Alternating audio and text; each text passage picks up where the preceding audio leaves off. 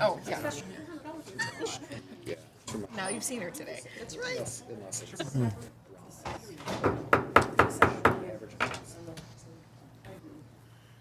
Good evening, everybody. I'd like to welcome you to the Fraser City Council meeting for this Thursday, April 13th at 2023 at 6:30 PM. Could you please stand for the Pledge of Allegiance?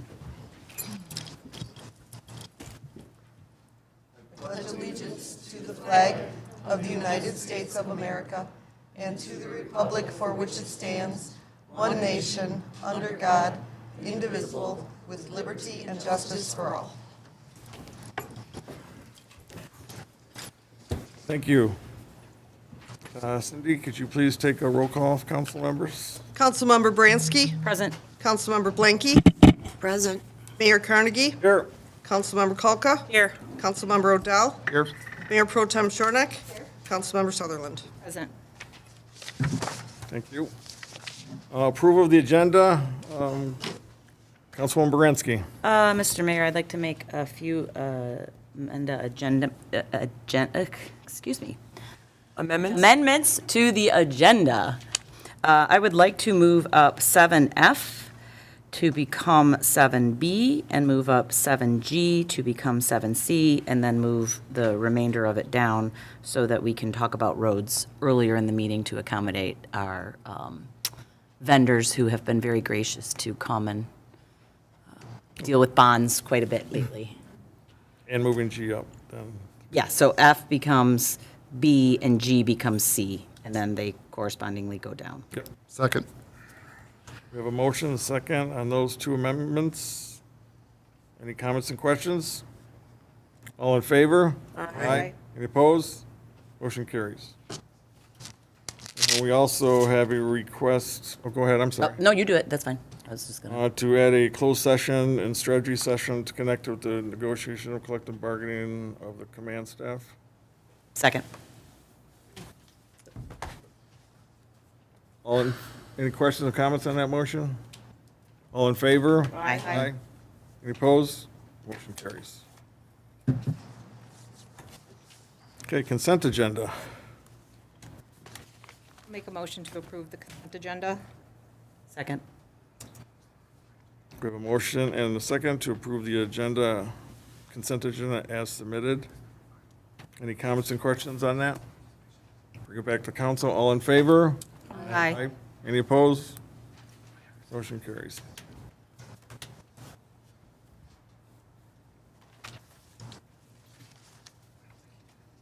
Mr. Denault? Sorry, Mr. Mayor, we were just looking at the agenda. Did we miss number 5, citizen participation on agenda items? We did.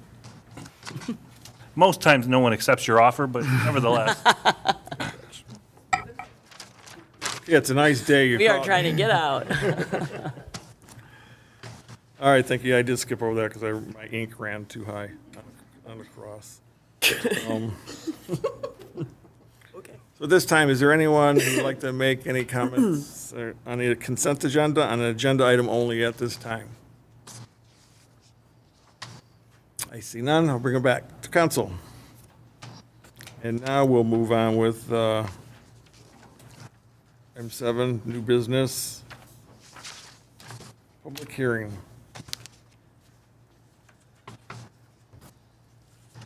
I'd like to open up the public hearing for item 1, fiscal year 2023-2024 budget millage rates. Call the meeting open at 7:35 PM.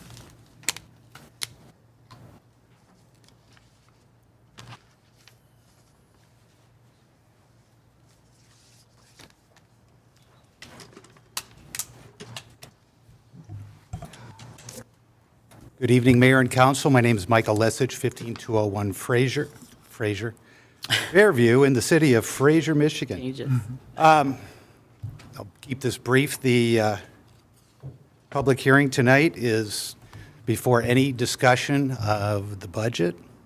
The budget was published on Monday, noon, so really no one has had a good chance to look at things in detail, and So any comments that I would make about whether this is the right thing or the wrong thing for the city to do as a strategic plan, because I live here, would be worthless. So, because I haven't heard what the concept is or where we're heading, haven't heard what the council thinks about these things. So right now, this is, it's pieces of paper. I would like to note that, once again, without any discussion at all, the city has determined what the PA 33 millages maximum will be at the moment, with 2 mills for PA 33. Given that you have a lot of cash in the bank, that's probably not going to hurt this year, but it's something that we need to keep an eye on, that this is a decision the council makes. I will just talk about a couple of things that I noticed in here. One thing that's been of significant importance in this city over the past few years is retiree health care. And significant changes were made in 2014-15, which reduced our annual premiums a bit, because we're self-funded and we do a variety of things. But to get to the bottom line point, it's been about 1.3 to 1.8 million over those years. And last year, it was 2.9 million was budgeted, but it looks like you're only going to spend 1.3. So bottom line is you budgeted 2.9 million. It looks like it's coming in about $1.6 million below what you are actually going to spend. That's a big swing. And the year before, it was about $1 million over budgeted. And this is money you didn't spend. So it goes back into our fund balance. But that's $2.6 million over 2 years that the council couldn't consider for other things, for other needs. We talked about, you're doing the lift station. That's a big project. We talked about park improvements. We talked about roads. All of those things, the conversation changes when you have to put away $2.9 million for OPEB. But you're only spending 1.3 this year, maybe 1.5. Bottom line is, a lot of was taken off the table because of that, and I think that was a budget mistake that started with Mr. Nealand, and it was exacerbated last year, and it is fixed this year. That's why of course, we haven't seen the audit. The audit's not yet complete. The financials for the city, I'm just based off of what I got last August from the city manager and what's in here. Another thing, rubbish fund. I know these are boring things, but these are real dollars. The way the rubbish fund works is it's money in and garbage out. The whole idea of that fund is to collect the taxes to pay GFL and to pay GFL.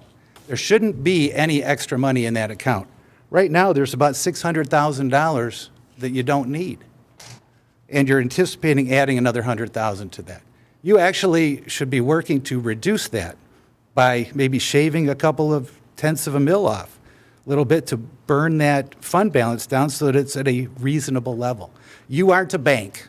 I think the idea is we tax people and then we do things with that money to improve our city. Saving that money without having a purpose for it is... Excuse me, you have a minute left. No, you didn't set a time limit. So I thought you were going to, but... So that's one thing. Another thing is, in the 2015 street bond, you have over $300,000 in that. That bond's paid off. We had the same situation, the city hall debt. And there was a little bit of money left in there, and that was transferred into general fund as allowed by law. So I would leave that to Mr. Denault to work with you, but you have $300,000 just sitting in that account or in that fund that you can't do anything with. So you have money in a lot of places that it's not doing anything, and we're actually accumulating more. The ambulance fund is very healthy. I really think it's time that we, as you get a finance director, that you get a handle on where your money's at, where it's coming from, and what are the... We're at 5 minutes. Thank you. Let him go. Thank you. Okay. We really need to know where the money's at, what's the appropriate amount in those funds, and then where is the money coming from? You got over $5.5 million in overpayments from the state, from the local community stabilization authority. That money comes from industrial and commercial taxpayers, And we received an additional $5.5 million over and above what we were promised by statute. That's a lot of money. That's half of your fund balance at the moment can be tied directly to that. So these are all things that, in a well-managed city, I know we've had finance issues over the last couple of years, but it's really time to tune that up and clean that up and find somebody solid that can give us some serious advice for the future. Thank you. Thank you. Appreciate it.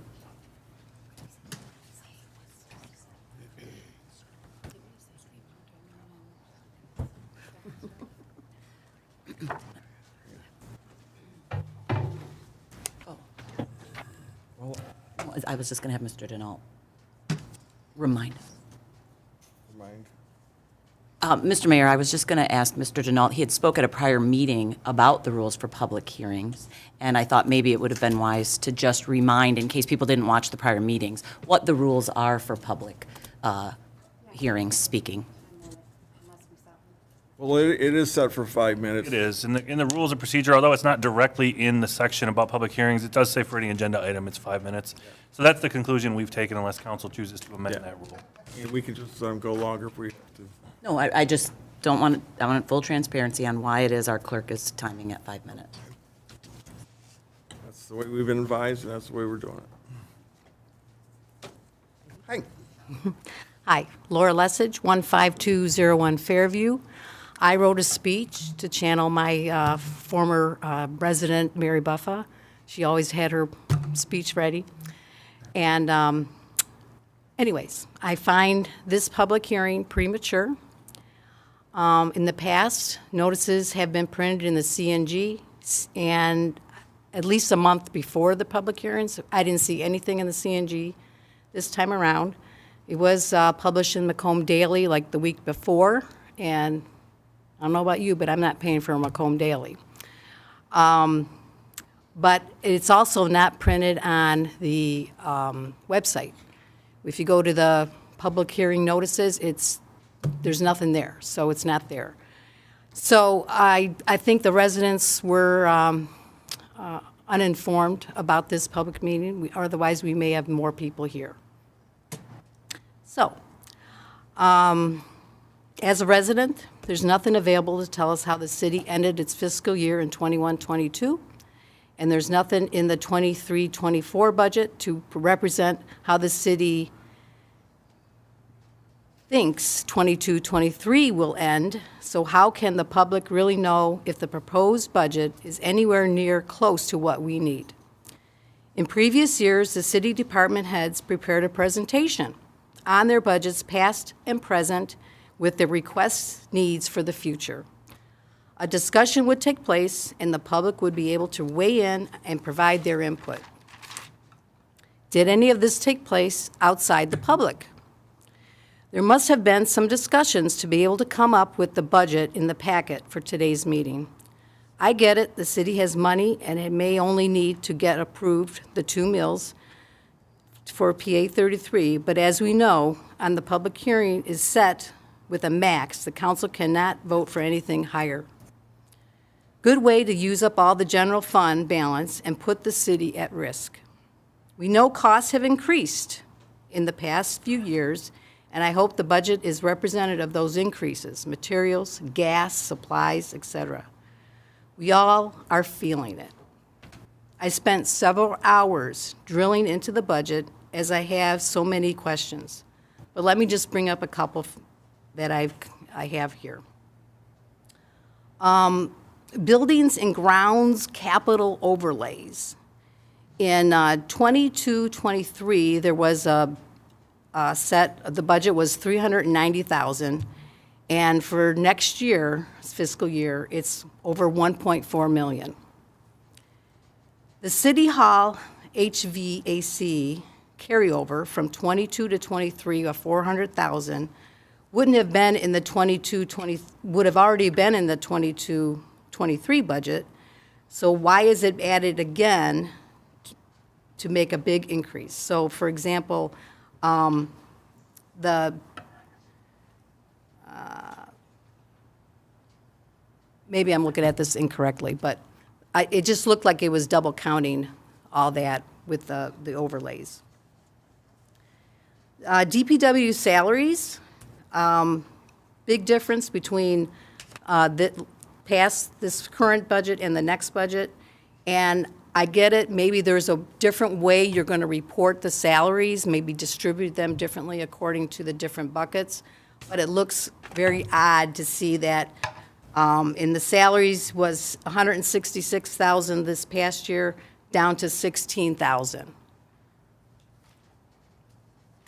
Okay. Another part is park maintenance. I'm not seeing anything allotted for temporary employee salaries or wages for the next year. So are we not going to hire anybody to do the temporary work? Is that the plan? There's also the capital overlays for the parks. Somerset Park, $40,000, Rindell Park, $92,000, Blanky, $145,000. Who came up with these amounts and the plans for these parks? What happened to Steffens Park? Back in December 2022, the city submitted Spark grants for funds to update parks. Somerset was part of that at $126,000, Blanky at $282,000, and Steffens at $1 million. I know we didn't get those Spark grants, but Steffens is not nowhere in your current budget. And I know it's going to take more time and more applications to get grants for parks. I can assume the city may go for more grants, but why not plan to do something with Steffens? This is the main city park. It needs help. It's been discussed. Fort Fraser needs maintenance. What's the plan? That's all I have. Thank you. Great, thank you. Thank you.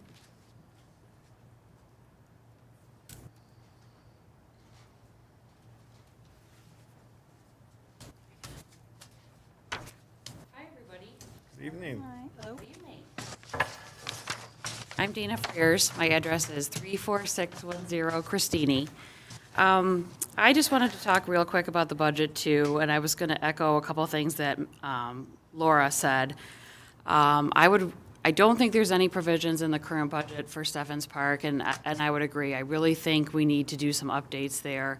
I would love it if we could salvage Fort Fraser with some updates and some maintenance, but unfortunately, it's my opinion that it's too late. And that's another thing I would like you guys to keep in mind going forward with the budget talks, that I really think something the city needs to work on is maintaining our current assets.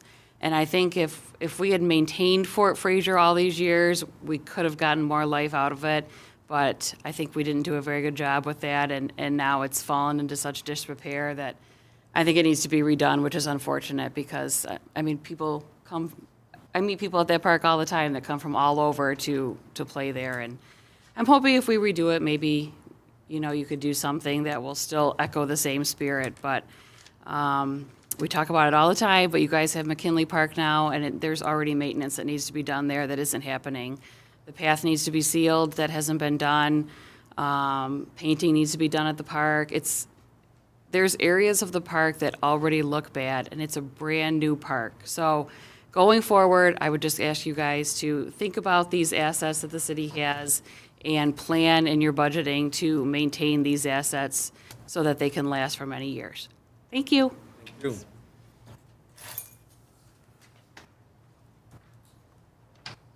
Anybody else? I see none. I'll go ahead and close the meeting at 6:48 p.m.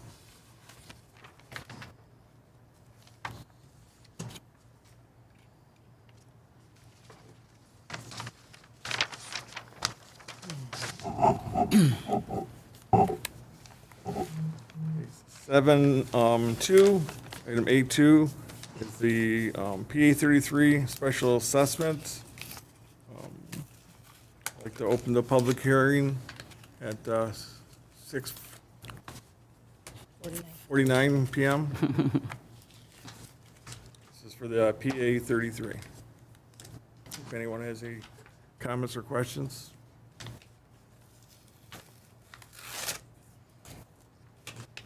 Okay. I see none. We'll go ahead and close the public hearing. 6:50. Item 3, water and sewer rates. Go ahead and open the meeting for the water and sewer rates that are, did you want to give an update on those before, or just no? No, it's just a public hearing. Okay.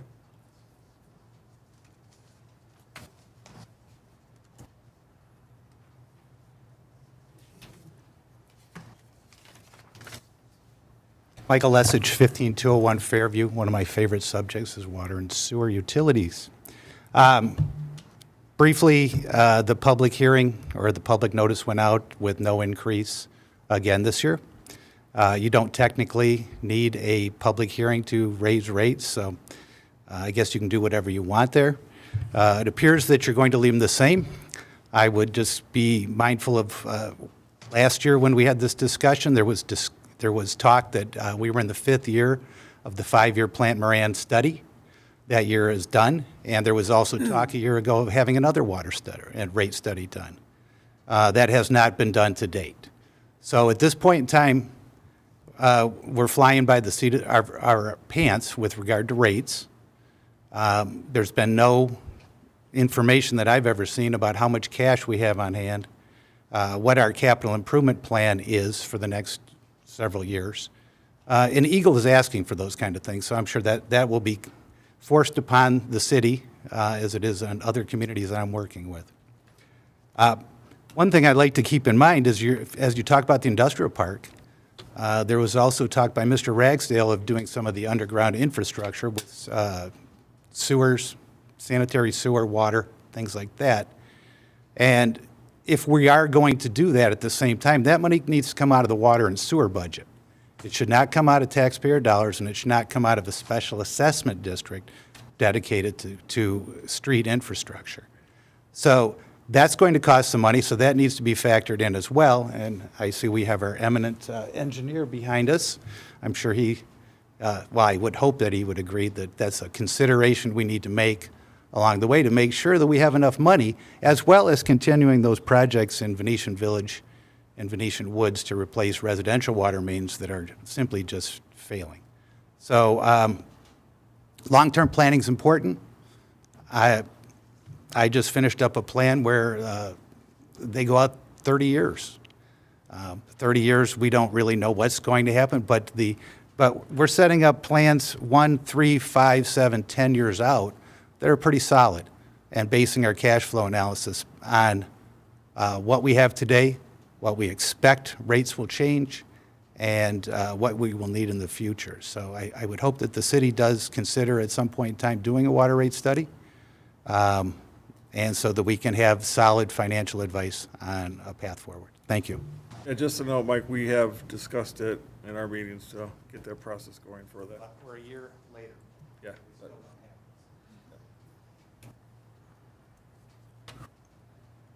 Anybody else? Okay, I close the meeting at 7:54 p.m.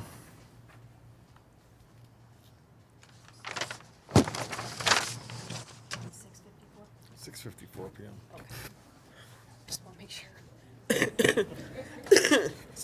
They didn't change that clock back yet. It's It's 6:67. I know, I'm kidding. Oh, I'm like, dude. We need to update your glasses.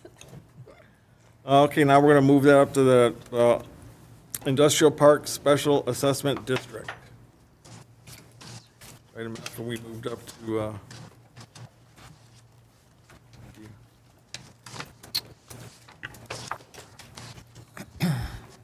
Moransky. I'll take the lead. We have a road committee, come on up, yep. So we put together, it's now a two-phase project. So the industrial sub is going to be its own project with a special assessment. And we have asked our expert here to walk us through what we need to do to keep this process moving forward. So think I can maybe help out with the SAD part. Yeah. I know you guys have been involved with really both sections of this, and it's kind of a two-pronged effect, or two-pronged process here. So for the industrial park special assessment, obviously the street committee, we've been meeting with bond counsel and bond representatives, talking about options for the roads in the industrial park. So what we have really come up with is that we need to put together a special assessment for the district. And one of the things that we are looking for a decision to make moving forward is if there is a amount from either streets or general funds that we would be putting towards that special assessment district to help offset the costs for the industrial park. We do have Mike Vigneron, our consulting engineer, and our assessor have started working on all of the numbers, getting that all put together for the role for the special assessment. But a piece of that they need is to know what kind of number to offset.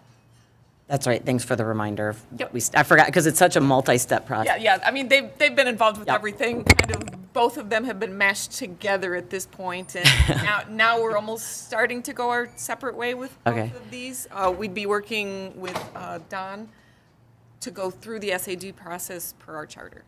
And if memory serves me right, one of the things we talked about is that we could allocate money over multi-year budget from the city as opposed to doing a lump sum, so that we could take some, if there's surplus this year, budget some next year and even the next year, because this isn't a project that's going to be done.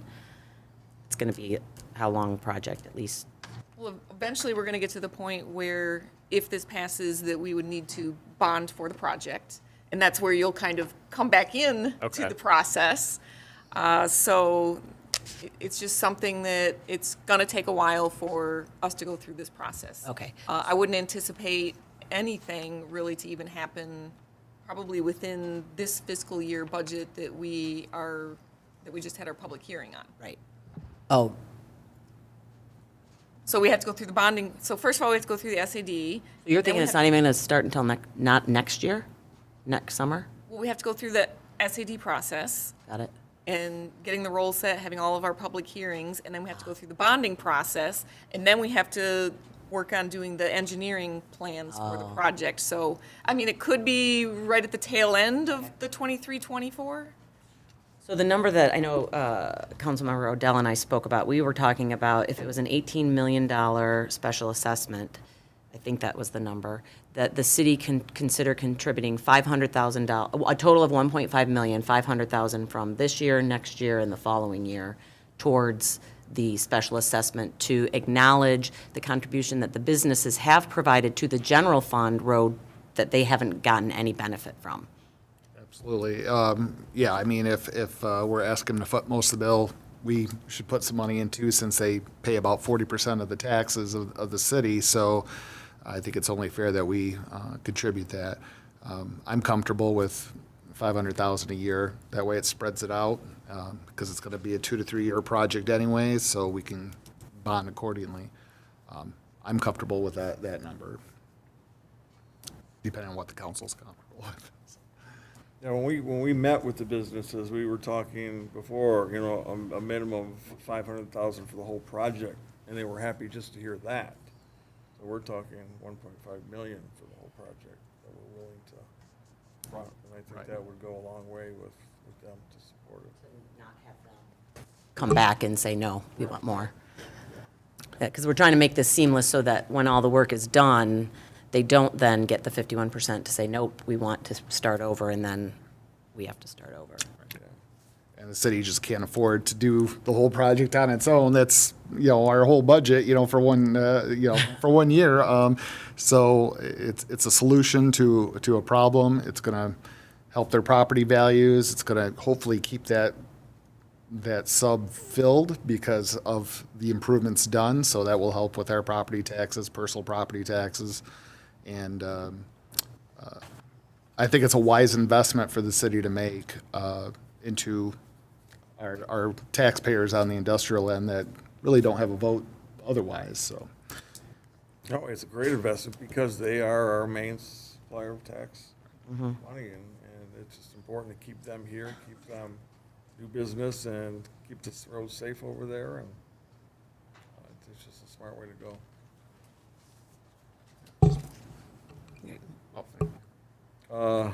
Pat, go ahead. Councilman. I'll make a motion that City of Fraser allots $500,000 over the next 3 years to help offset the bonding of the special assessment district to replace the roads. Second. So we have motion and second.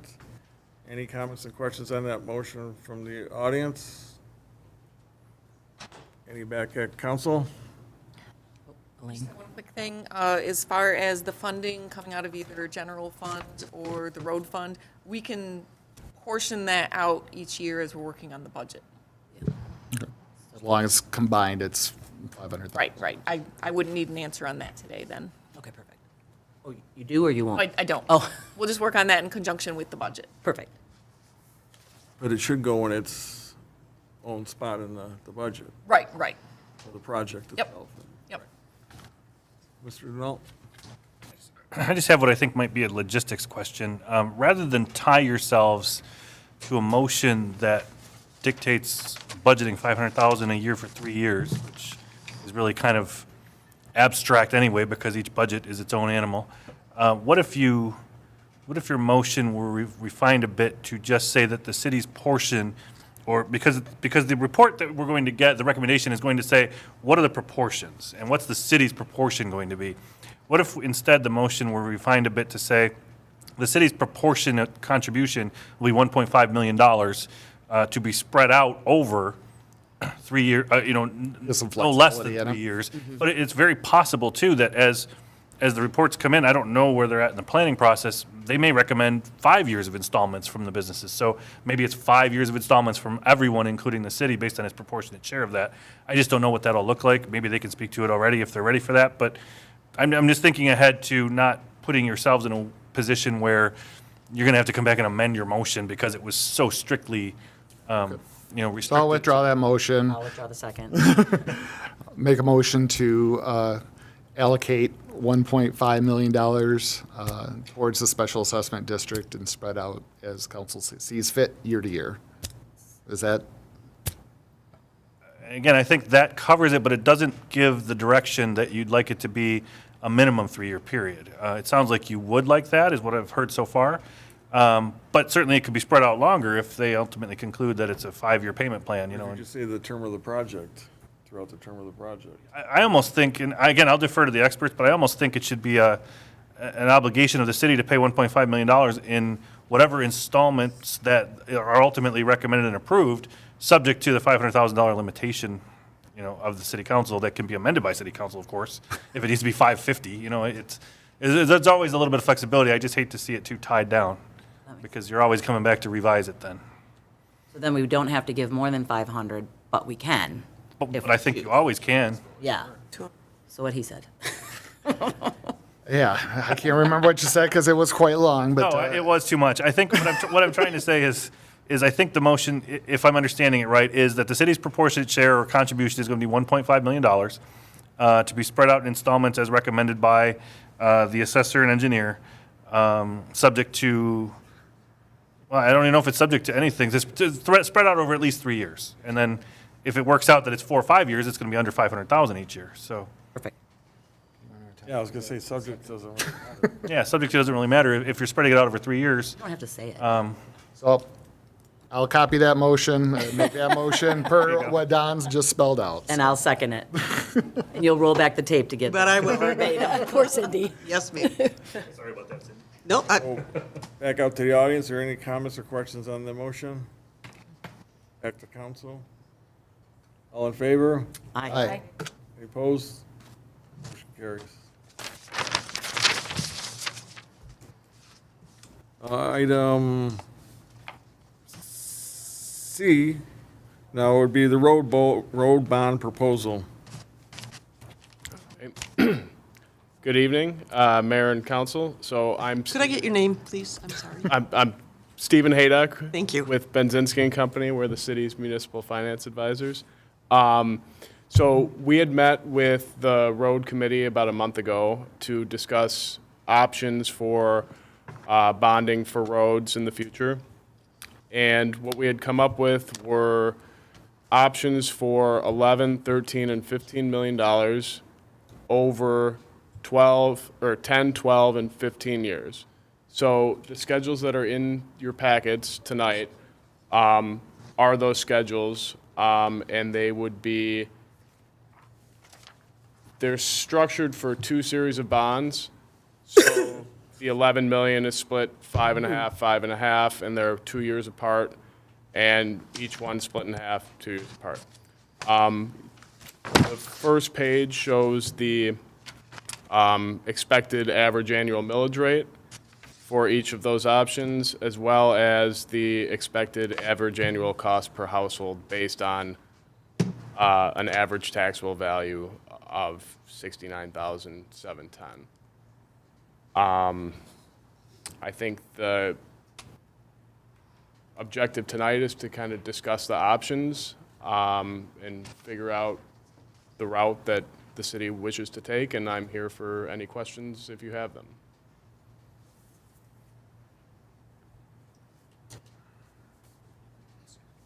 Councilman Odell.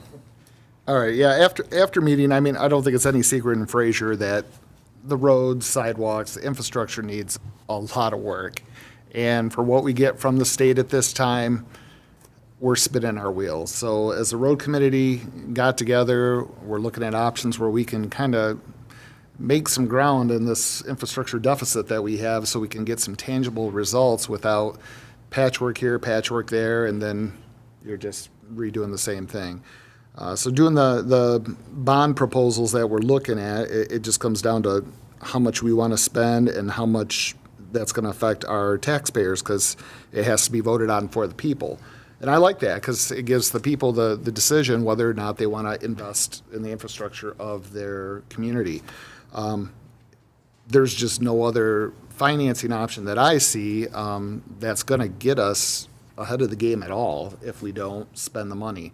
Similar cities like I believe with Clinton Township recently passed street millages. A lot of them are doing it because they know they got to do it to make actual improvements in their city and not just filling potholes every year and using up your budget.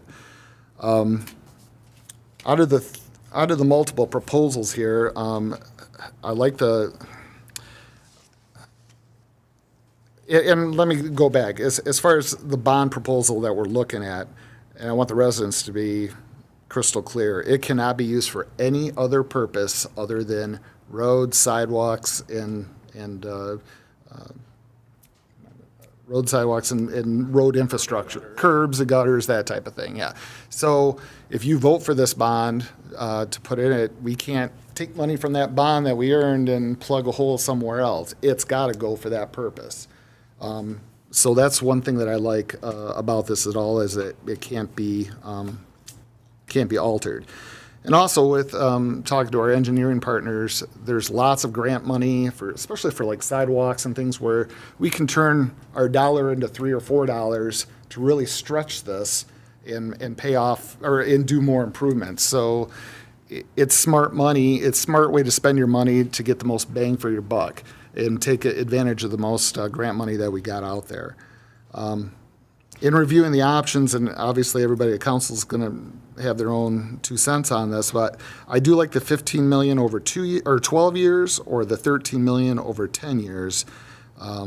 The difference between the average household is only a few dollars. It's just a matter of how much we want to, how much improvements we want to make.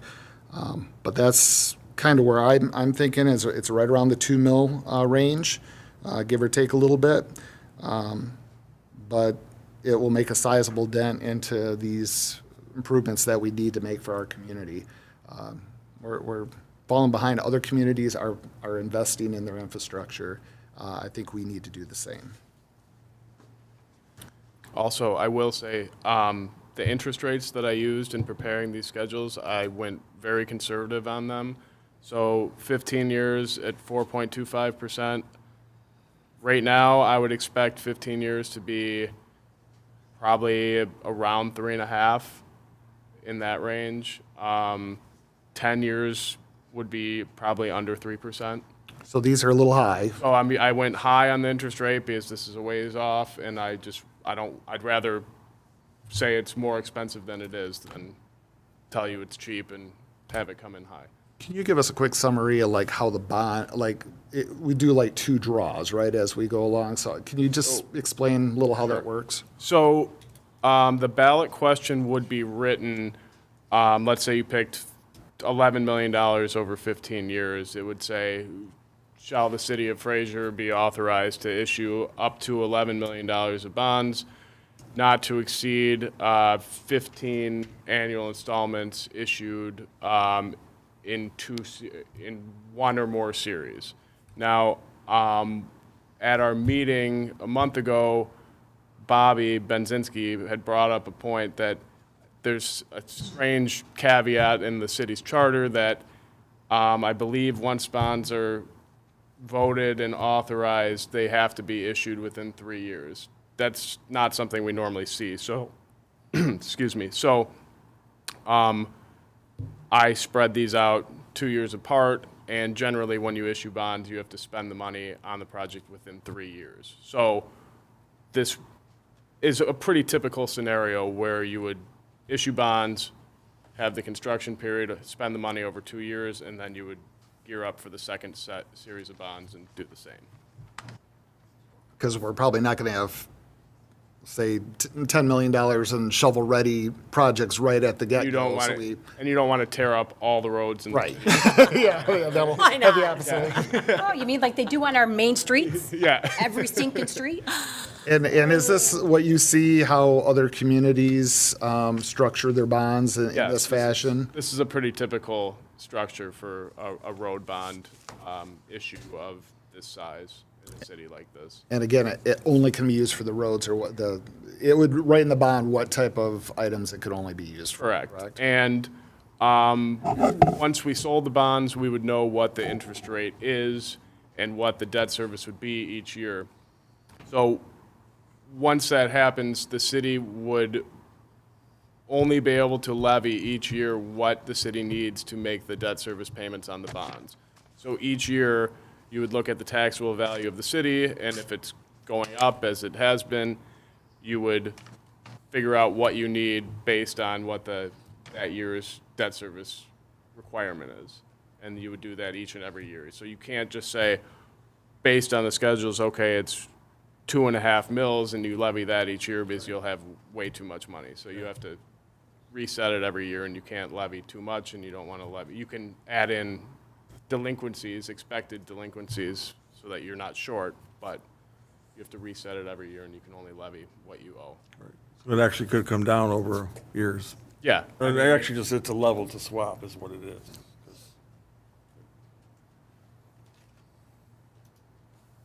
Councilwoman Baranski. Thank you for doing the conservative. I forgot we asked for that. So in light of that, I am in favor of getting the 15 million. The extra 2 million is substantial, and the 12 years. I would like to do it 10, but that's a little bit too much of a jump because I'd like to keep it at or below 2 mils. So I'm very comfortable with 15 million over 12 years. Myself also. Councilwoman Sutherland. I just want to say I'm glad to hear you say that because I completely agree, and I think that if interest rates do stay around that, they stay low, right? That it's a good idea to just do it now. Yeah. Yep. Because nothing's going to be cheaper. Right, it's not going 2 to be years from cheaper now. if we wait. Councilwoman Culpa. Thank you, Mayor. So if I take a look at this, the average household will then. Sorry, if I take a look at this, the average household, it's like post-traumatic stress disorder. The average cost for the household at 15 million for 12 years is about $154 and some change. The cost for 15 million over 15 years is $131.57 per household. However, we're going to be paying more money in interest because we would be extending that period out another 3 years. And I am always in favor of getting the most bang for your buck. although I do really like the 15 million for 10 years, that is kind of steep. It's 174.74 per household, which I think is a little bit steep because people start thinking it's closer to 200 instead of 150. So that being said, I would also agree with the 12 years, the 15 million for 12 years, because we do need to get as much money as we possibly can to get on top of these roads. What is the life of the roads? Are they like 25 years now, like before we? Generally, as a rule of thumb, when we're doing issues like this, we say 15 years is the max, but it depends on the engineer, what the engineer is willing to certify. Okay. And then I mean, I know that our roads are way over 25 years. that's the But- thing. It's usually we say 15 years, and that's what bond council will kind of agree upon because it's limited to the lifespan of the asset you're financing. But we all know that in Michigan, we're driving on roads that are much older than 15 Right. years. So, Right. I just want to try to stay ahead of the game, which I think 12 years then puts us ahead of the game as well. So for those reasons, I would agree with the 15 million. I want to try to get as much as we can for as small amount of money, as small amount of time on a term as possible. So the 12 years for the 15 million would be appropriate, I think. And it would even be potentially less, given the conservative nature of the numbers, correct? Ideally, I can't tell you what the market will do. Sure, I year, get it, but it's a yeah, projection, yeah. I understand that, but Keeping that in mind, I kept things conservative. To thank you. take into account what the market may do. Councilman Liddell. And for example, let's say we do our first round of bonds, we've got a great rate, but let's say economic circumstances change dramatically and rates go through the roof. We have the option up to 15, but if we find it's too expensive, we don't have to issue any additional bonds, correct? Correct. Okay, so if the market gets too crazy, we can dial it back a little bit if we need to, if we run into something unexpected in the global economy or whatnot. So The only thing that's a little odd is, like I said, with the piece of the charter that I think it's 3 years and then you can't issue anymore. Usually with a voted issue, it's good for forever. okay. But So would you recommend that maybe the city change that part of the charter to give that flexibility to match like what other cities are doing? I'm just saying a what if. I'm not saying we're doing it. Has to go to the people. I'll It has to go to the people too. Okay, my I'll apologies. just say I've never seen charters say something like that before. Okay, problem a lot. okay. All right, so bad planning years and years and years ago, but, The cavemen made those rules. and, okay. And just in your experience, I mean, I know you probably don't do in the building aspect of it, but having this money available, that pot of money, it just opens up doors for a lot of matching dollars and things like that with the other communities that you've seen, right? Yes, yeah. Okay. My main goal is we got more money and we can find ways to really multiply that without a cost to us, the taxpayers. I know it comes from, other government sources, but that's other government sources we also pay money into. So it's a way to get more bang for it. And I think when you get the money to be able to do a large piece of it at one time, like we were saying earlier, nothing is getting cheaper. Things just keep getting more expensive. So I think you get a little more value when you're able to do a larger piece at one time versus trying to piecemeal it, and then the part that you did 10 years ago is no longer good, and you're kind of all over the place. And then, does anybody know what do we get from the state? I just don't have it off the top of my head for roads on a yearly basis. It's like $500,000, right, or something around that range? Our sharing. It wasn't enough. Like I say, it's enough to fill potholes and. Ag 51. How much? 951? No, are you talking about the Ag 51 money, Yeah. the gas and weight tax? Yeah. I could look it up. I don't have it. I just wondered if anybody knew off the top of their head, but it's not much. It's not enough to do anything. We're never going to get ahead of the game. No, because it's $1 million a mile, say, just to do. Yep. And we've looked at AEW's like road conditions of the city and a lot of red. So there's a lot of projects that can be utilized. So and going back again, it's going to be the people's decision if they want this or not. So if the public decides they don't want that, that's fine. Let the public speak. But I think if most voters know that if keep doing the same thing we've been doing, it's not working, we got to try something new, and this is at least a way to get ahead of this issue that the city faces. We're trying to let the residents choose what type of city they want to live in. Yep. You know, an updated, new technology, good roads, good parks. That's why we're. Walkable. Right. There's lots of parts of the city that are not connected by sidewalks and things like that, and if we can really do a big project, get some matching funds, we can do a lot with a little. So, Not let it just get old and go to hell. Sorry. all right, so, Council, oh, go ahead. Councilwoman Shornick. Oh, I was just going to say, for those several people who have recently emailed me about their roads, I just want to point out, you really should get behind this because, but look at the Pacer rating first, because of course I would assume, and I'm assuming correctly, we would be hitting the ones that are the worst in our Pacer rating, correct?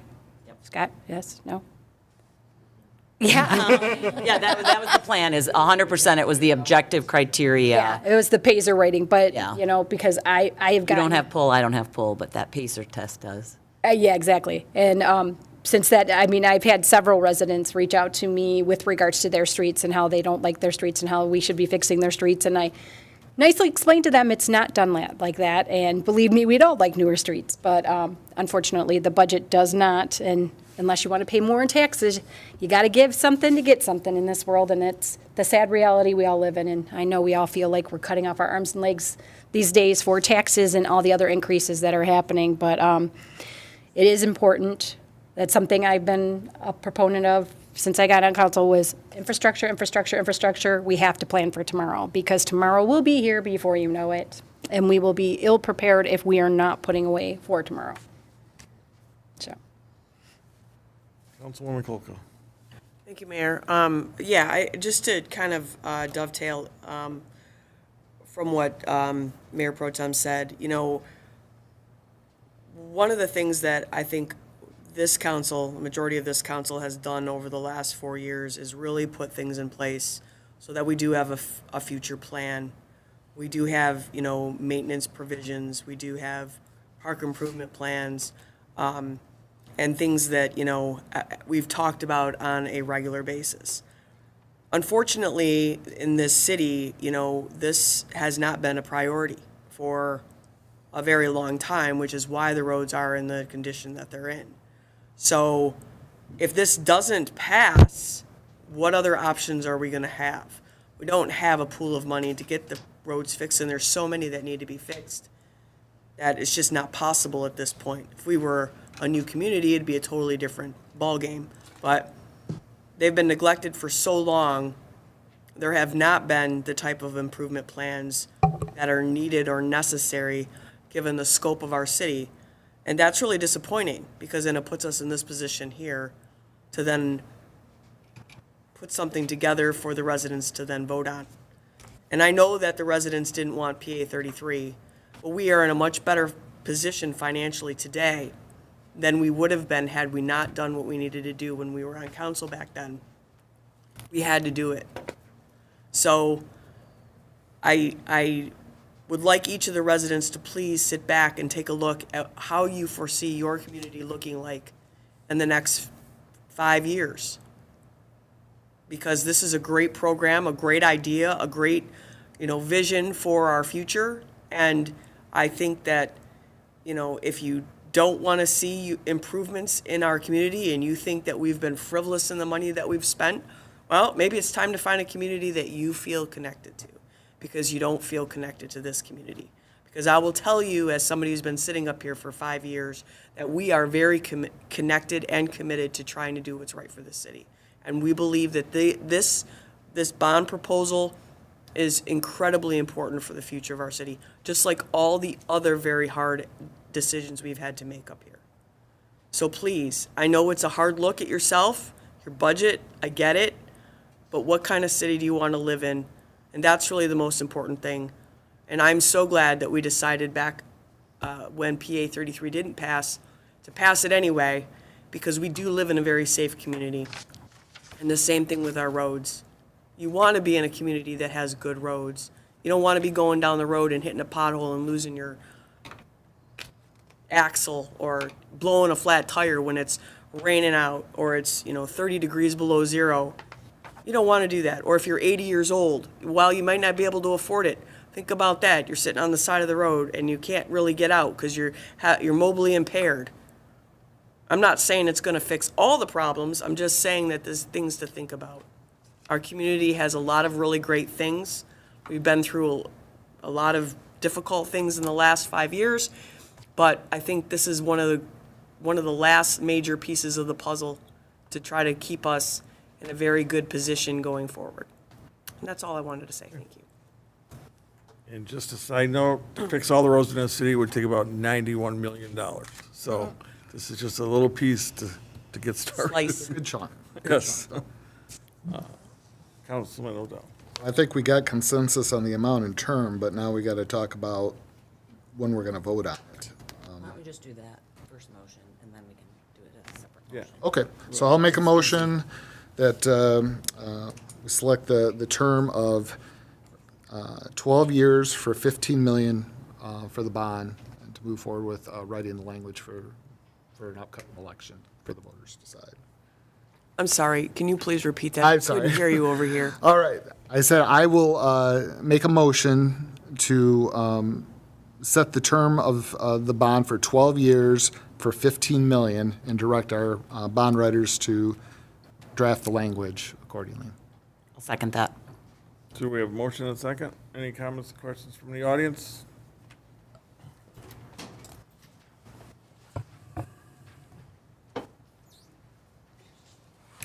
Just a quick question, Deanna Reiner, 15569 Luxembourg. How is that going to work with, when it comes on to our taxes? Is that set in stone that it has to be on our summer taxes, or would it be possibly on our winter tax with the bond payments and stuff for the roads? Where it's, our winter tax is smaller, is it a possibility that we could defer that to our winter taxes and not make the summer taxes? I believe you can put on, you can actually put it on either one you want, like, Oh, then all-day winter. It was just, I think it would be this summer, but Ah, our highest. you're the bearer of bad news. I'm not the attorney here. No, I just wanted to, Generally, it would be when the city levies its tax, which I believe you would be Oh. levying in the summer. oh, I see what you're saying. Yeah. Maybe The split winter it? is everything Could we that's split? not the city. Could it be split, maybe? I'm just trying to, because there's a lot of 'cause residents that summer P33 is tax hits split. high. How about we look into it? That's a good idea. Yeah, it was just a Decrease thought. the And impact. again, like I say, I just Good advice. want to make one other comment too, is that the roads, they affect our home values as well. Like say, we're planning on selling, and if our street were completely bumpy, I mean, take a few zeros off, so. So again, invest in your community, invest in your city. Thank you. Thank you.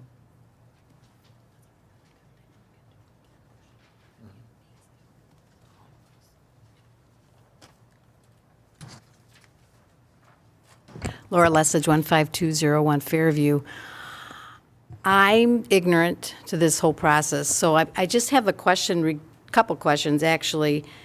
When you talked about the previous motion with the industrial park and putting the 500,000, whatever, this is separate from this road proposal, correct? It's a different bond, so I thought we would have heard more about what's going to happen with the special assessment and how that process would work with the industrial centers and what roads are going to be affected for them. And then this piece would be more of the other roads in the city that need assistance. And we would have, before this went to the vote, it would be detailed on what roads we're talking about in this pass of the bond. Because like Councilman Shornack mentioned, she's getting her calls. Well, those people may not be on the list for this first pass. Because okay, so I'm hoping that with this process here, that we have a detailed process of what's going to happen and what roads are going to be affected and how this will affect your taxes. Because, and then how much of it is going to come out of our general fund if it doesn't happen. So that's all. I mean, Oh, yeah, no, thank you. Yeah, there will confusing. be more details because it's gonna be based on the Pacer rating. Certain percentage is gonna go to the industrial, which all the industrial needs to be done, the whole thing. That's our goal. And then do the ones in the city and the sidewalks that need to be done. But how does the SAD district, how's that process work? What if they don't all agree to it? It doesn't happen for them, then what? Then what are you gonna do for those people that are paying 40% of the taxes for the city? That's all. Start over. Oh, I just wanted to point out, I just asked the mayor if I could say, last time we did our street bonds, if everybody remembers how that worked, there was before it went to vote, there was a printed map of the city that told you which streets were going to be repaired with those funds with that particular bond. So again, it won't be obviously but there will be a map, I would assume. Why not? That's the Pacer rating, that's where it's based on what's going to happen. But you guys, this is a multi-year, 3 years and 3 years project that we are not going to commit before the vote that this street is getting done. No, I understand that, but what it was The was a Pacer rating breakdown. could change from year to year whenever you do it. So That was if, our decision not to name names. because if we say we're doing Smith Street, and then suddenly Jones Street, I'm purposely trying to not I know. use our streets, becomes worse. Well, I know, that's what I'm saying, So- but then the map, here, it's like, this is your proposed bond, right? Of the streets that are gonna be repaired, and it does have a disclosure that if anything, well, who knows, it's Michigan. No. If anything, yeah, that the other, Because the other thing things is could take like, how precedence much it of costs. Like, so to redo Jones Street could be $7 million because it could be a Fruhoff, maybe not 7 million, $1 million, right? And that's where, when we talked about this last meeting, we talked about the fact that it was going to be an objective criteria where the experts were going to decide, and it was going to be based on criteria that none of us influence, no one individually picks it, but it is based on science and then math, the math being what we just voted on, the $12 million, what we can do with $12 million over that time period. Just so that it's crystal clear, like, I have no idea what roads are gonna get done. I know mine's not, because it's not horrible, but you know what, something can go down and change it tomorrow. So, I know but I just don't want anyone to have false expectations that there's gonna be like the last one, which, oh, by the way, all the courts didn't get done, even though they were designated to be done. So there's not gonna be a delineation, these are getting done, is what my understanding from our. Yeah, and there's also, if we have grant opportunities or some, hey, we want to get, like you say, Jones Street done, but then, hey, we got federal dollars, we can go, 4 or 5 other streets for the cost of what Jones would cost. We want our Well, I would dollars just to think stretch that we would further. put out then, well, I know we have the Pacer, do we have the Pacer rating on our We had, website? we had our motion and second, we went to the audience, we got their audience. I just You think we wanna should put that Bring it up. back to council and. Oh, and it's fine, it's appropriate conversation. We're not trying to hoodwink anyone, but No, not at I all. certainly don't want you to think it's gonna say these 5 streets. My understanding is No, that I is just, exactly but I'm what just we're saying, not- so I think it would be great if we did have our Pacer rating and put it on our website, because then residents could look at it and have an objective idea of what streets really are the worst, and if they think theirs is so bad, they can go drive down that street and go, okay, wait, I get it now. You know what I'm saying? That's valid. Well, yeah, I mean, because this way everybody can understand everybody else's perspective. I mean, we all have our own perspective. I could say the sky is this pretty blue, and you could say, no, it's this color blue. I mean, it is all under someone's interpretation. That's everybody's perception. That's the reality. But if we want everybody to get on board, we all have to enter into the same reality check. And so I just think that would be a very good idea before we go to the citizens for a vote on the bond. Like, these are the worst streets. I would just- Take a drive. Yeah, I would like to just say one thing about the Pacer ratings. It rates the streets from obviously, poorest condition to best condition. It is only one part of I know. the factor that goes into Into what the roads are decision. determined. So a lot of times it is cheaper and easier to maintain some roads that are starting to fall apart than to do a complete reconstruction. And then you also have to take into consideration that, say, there might be bad water mains or something under the street, and you're working on a new street, you don't want to put a new street over your worst water mains. So there's a lot of different factors. Don't just look at the Pazer map and think that that street's the worst. These are the ones that are going to get done, because it doesn't work that way. That's a good starting point. Yes. You'll see a lot of red. Yeah. Councilwoman Kolko. Thank you, Mayor. I think as part of this whole package, then we should really sit down and maybe the street commission and whoever's in charge, I don't know, but about what the residents need to know about this. In other words, not necessarily that, look, we're going to do, A, B, C, and D streets, but this is how bad our streets really truly are. Like, look at this map. It is terrible. And here is how we would assess, or how our plan is to assess in the future. There's lots of different, as our city manager, Ms. Levin, just said, there's a lot of different things that go into how those decisions are made. So I think for full disclosure, we can explain that to the residents on the website with like a package. This is a package. This is our Pacer rating. This is all the streets that are in bad shape. It's pretty much the whole city, by the way. And here's what, if this passes, this is what our intent is. And, and then how we go about, and not necessarily A, B, C, and D making a decision on, what streets, but just an overall general idea. So everyone understands and everyone's on the same page that, and I think you articulated it much better than I can as to what all those considerations are. Because, there's, there's a lot going on in terms of making these decisions. So you're not wasting money just by replacing the actual roads. So I think if we can put together a package that gives full disclosure to the residents, then it will help tremendously in terms of getting them on board.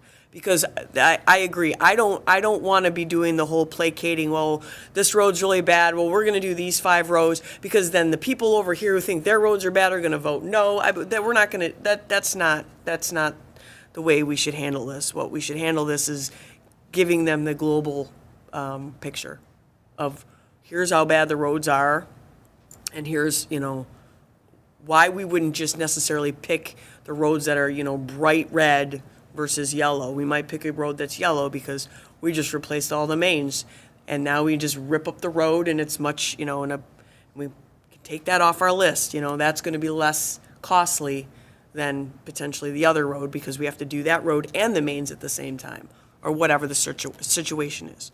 So I think just the full disclosure. So that's all. Yeah, I believe we were going to put a fact sheet together for everybody.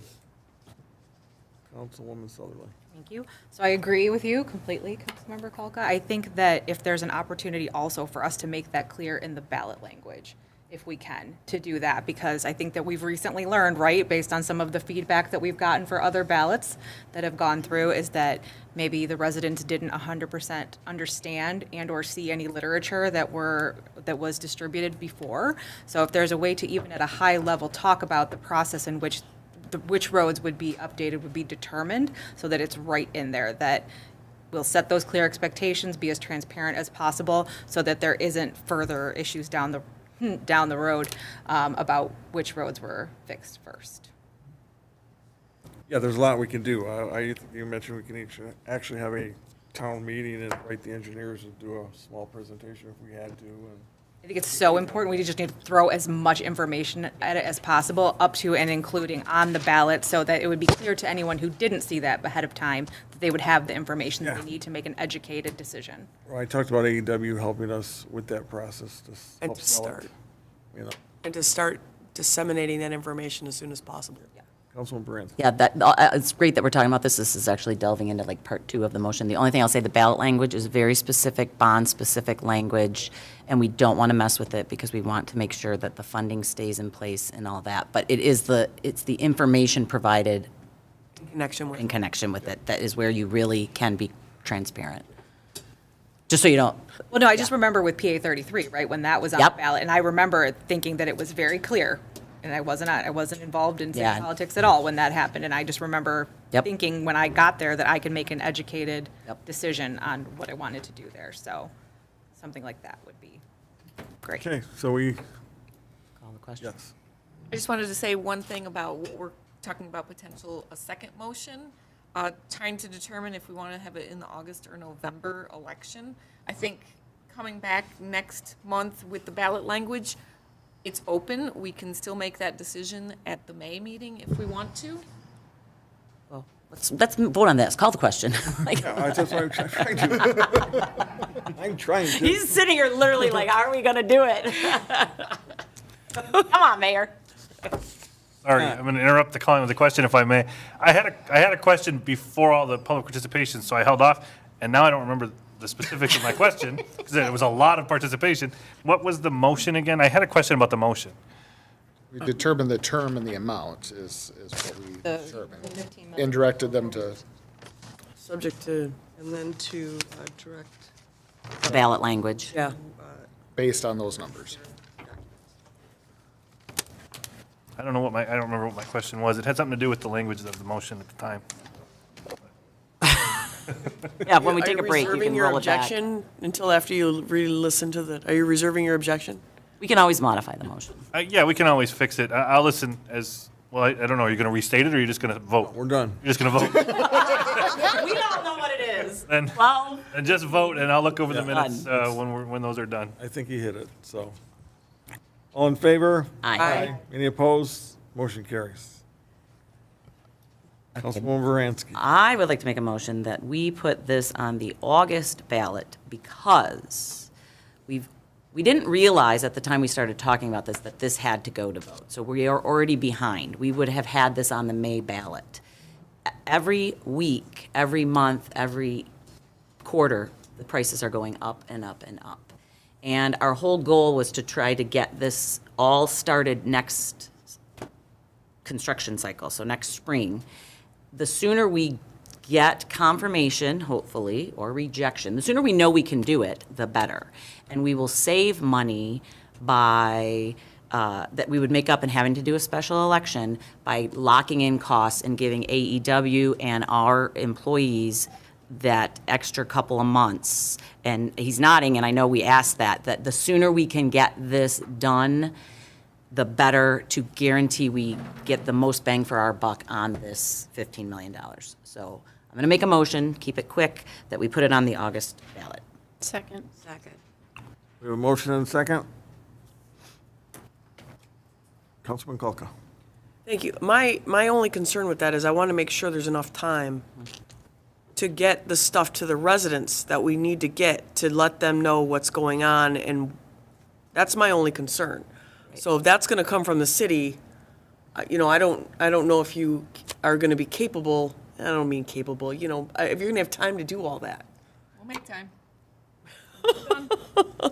So Oh, yeah, it's- that's it's a a- yes, you'll have the time to do it. No, it concerns to me too. Right, because I mean- even though we can sit there and say we'll have time, we are short on people in City Hall, and it's, Well, and you need a plan, a distribution plan. What are we going to do? How are we going to do it? Are we going to send it out to every household? Are we just going to put it on our website? How are we going to do that? I mean, everyone has their own opinion on how that should take place, but I think the sooner the better. I don't know if that's something we should discuss, but, We can do it with the committee. okay, perfect. That works for me.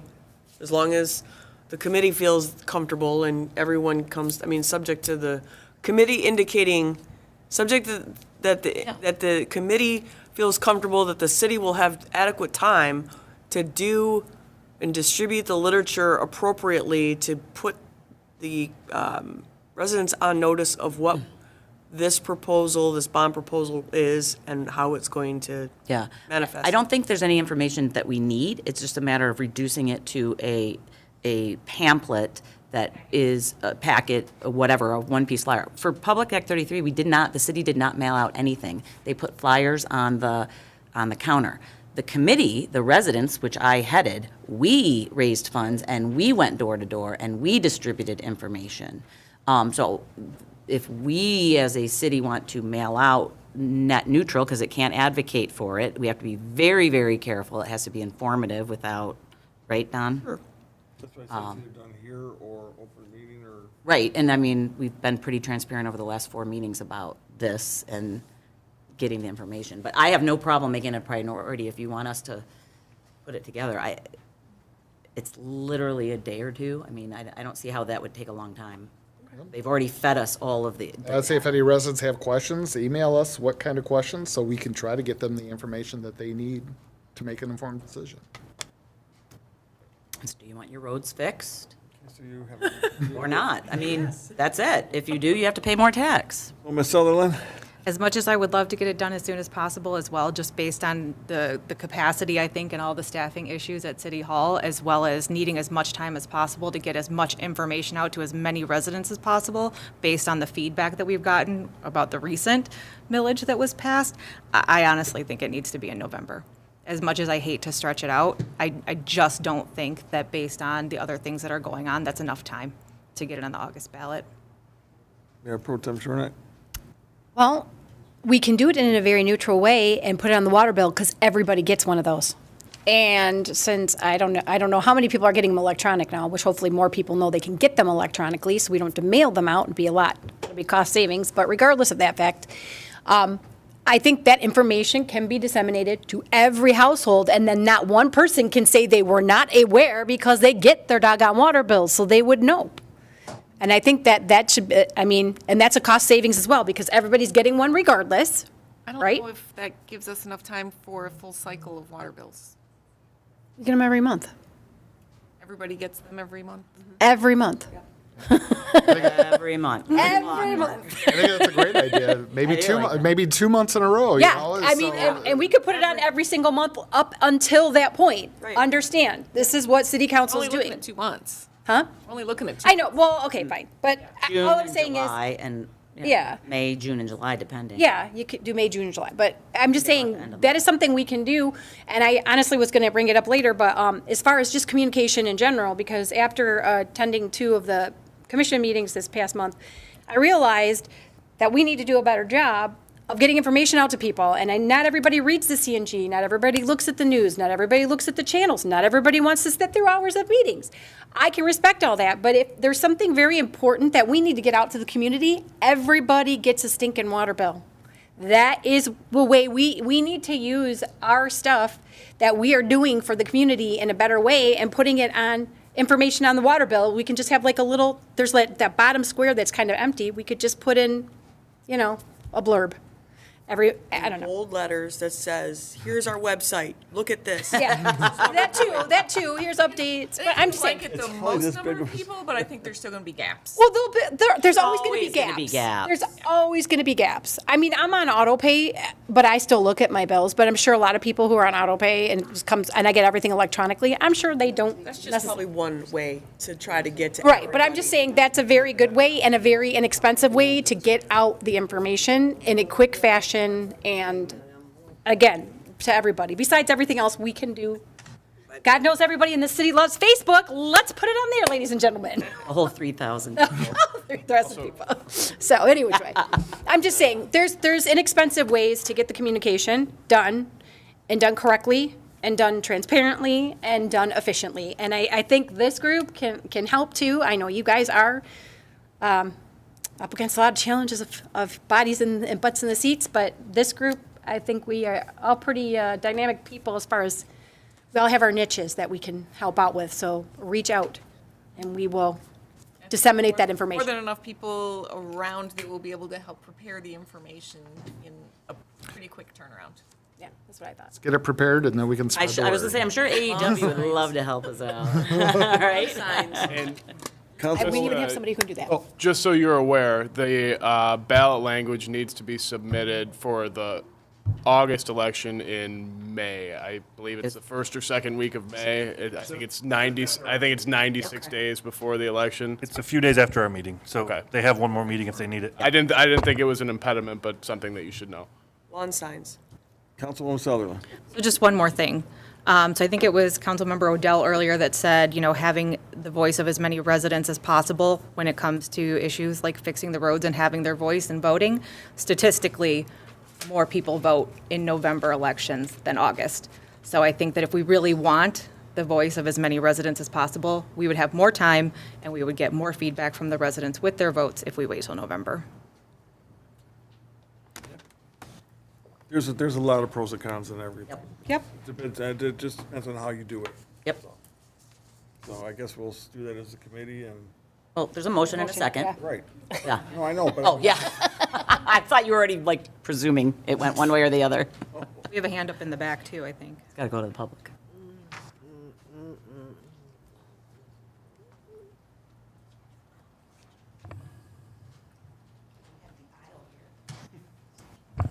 Me again, 15201 Fairview, Laura Lesage.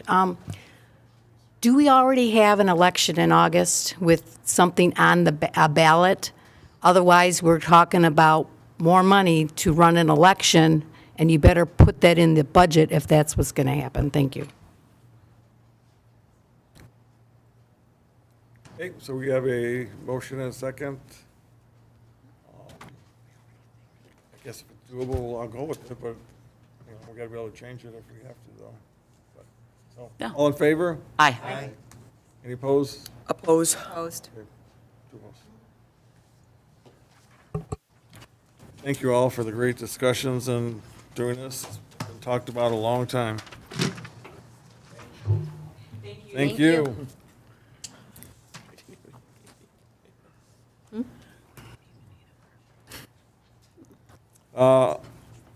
Cambridge Courts Pavement and Maintenance. There you go. Gotta be you. I don't see anybody else stepping up on this one. Good evening. My name is Scott Lockwood. I'm with Anderson Eckstein and Westrick, consulting engineers for the city of Fraser.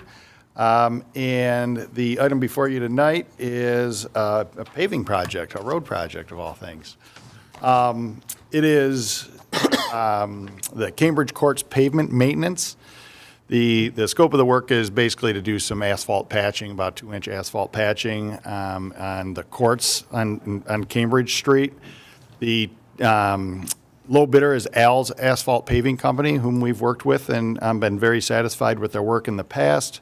And our recommendation is to award it to Al's Asphalt Paving for $150,020, and then a budget $22,500 for the construction engineering for this project.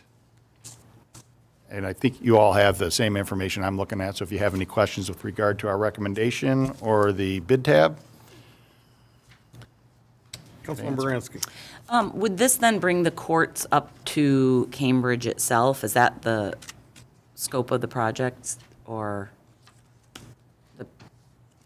Just the courts you're saying, or is it Cambridge? No. So, speaking of the road bond and not finishing, Cambridge got resurfaced under the prior road bond, and the courts did not, and the courts are atrociously deteriorated. I'm wondering, the scope of this work, will it make it like they're all new blacktop asphalt, or is it just piece? It's just piecemeal. I'm sorry I have to say that. Sorry, I try. Yeah, if you've been there, Yeah, driven it lately, that's where I there's- live. some of this had already occurred, and some of it's going to be redone. Okay. And then there's also going to be some additional asphalt, but it's not going to be the nice, full-blown asphalt surface. But it's something. It's something. Okay. Yes, yep. In that regard, then I'll make a motion to award a contract for the Cambridge Court Pavement Maintenance Project to Al's Asphalt Paving Company in the amount of $150,000, and authorize AEW to provide construction engineering services in the amount of $22,500 for a total estimated project cost of $172,520. Second. Good morning, second. I do have one question, but not to put you on the spot, Scott, because I always have to ask this. What causes the $22,500 in engineering costs to fix a road that's already there? As far as engineering, aren't you just cutting and patching and fixing, or? So we'll go out, we'll mark it up, and then when they're working, we'll basically make sure that everything's going in exactly as spec. So we'll test the asphalt that's going down, make sure they have the right mix designs, and make sure the mix that actually comes to the site meets the mix design. Make sure it's rolled appropriately, make sure it's rolled at the right temperature.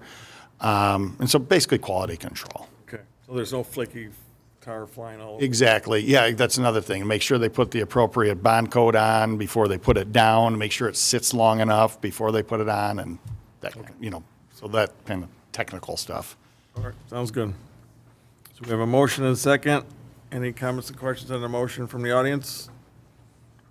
Back at council. All in favor? Aye. Any opposed? Motion carries.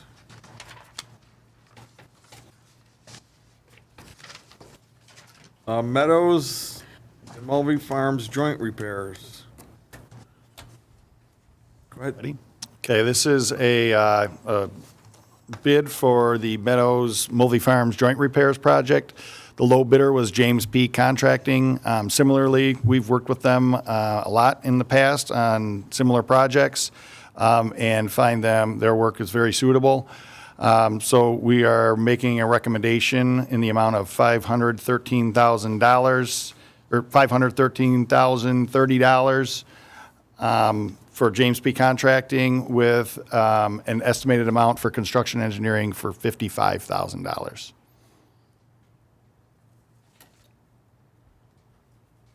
And that scope of work is the cracks?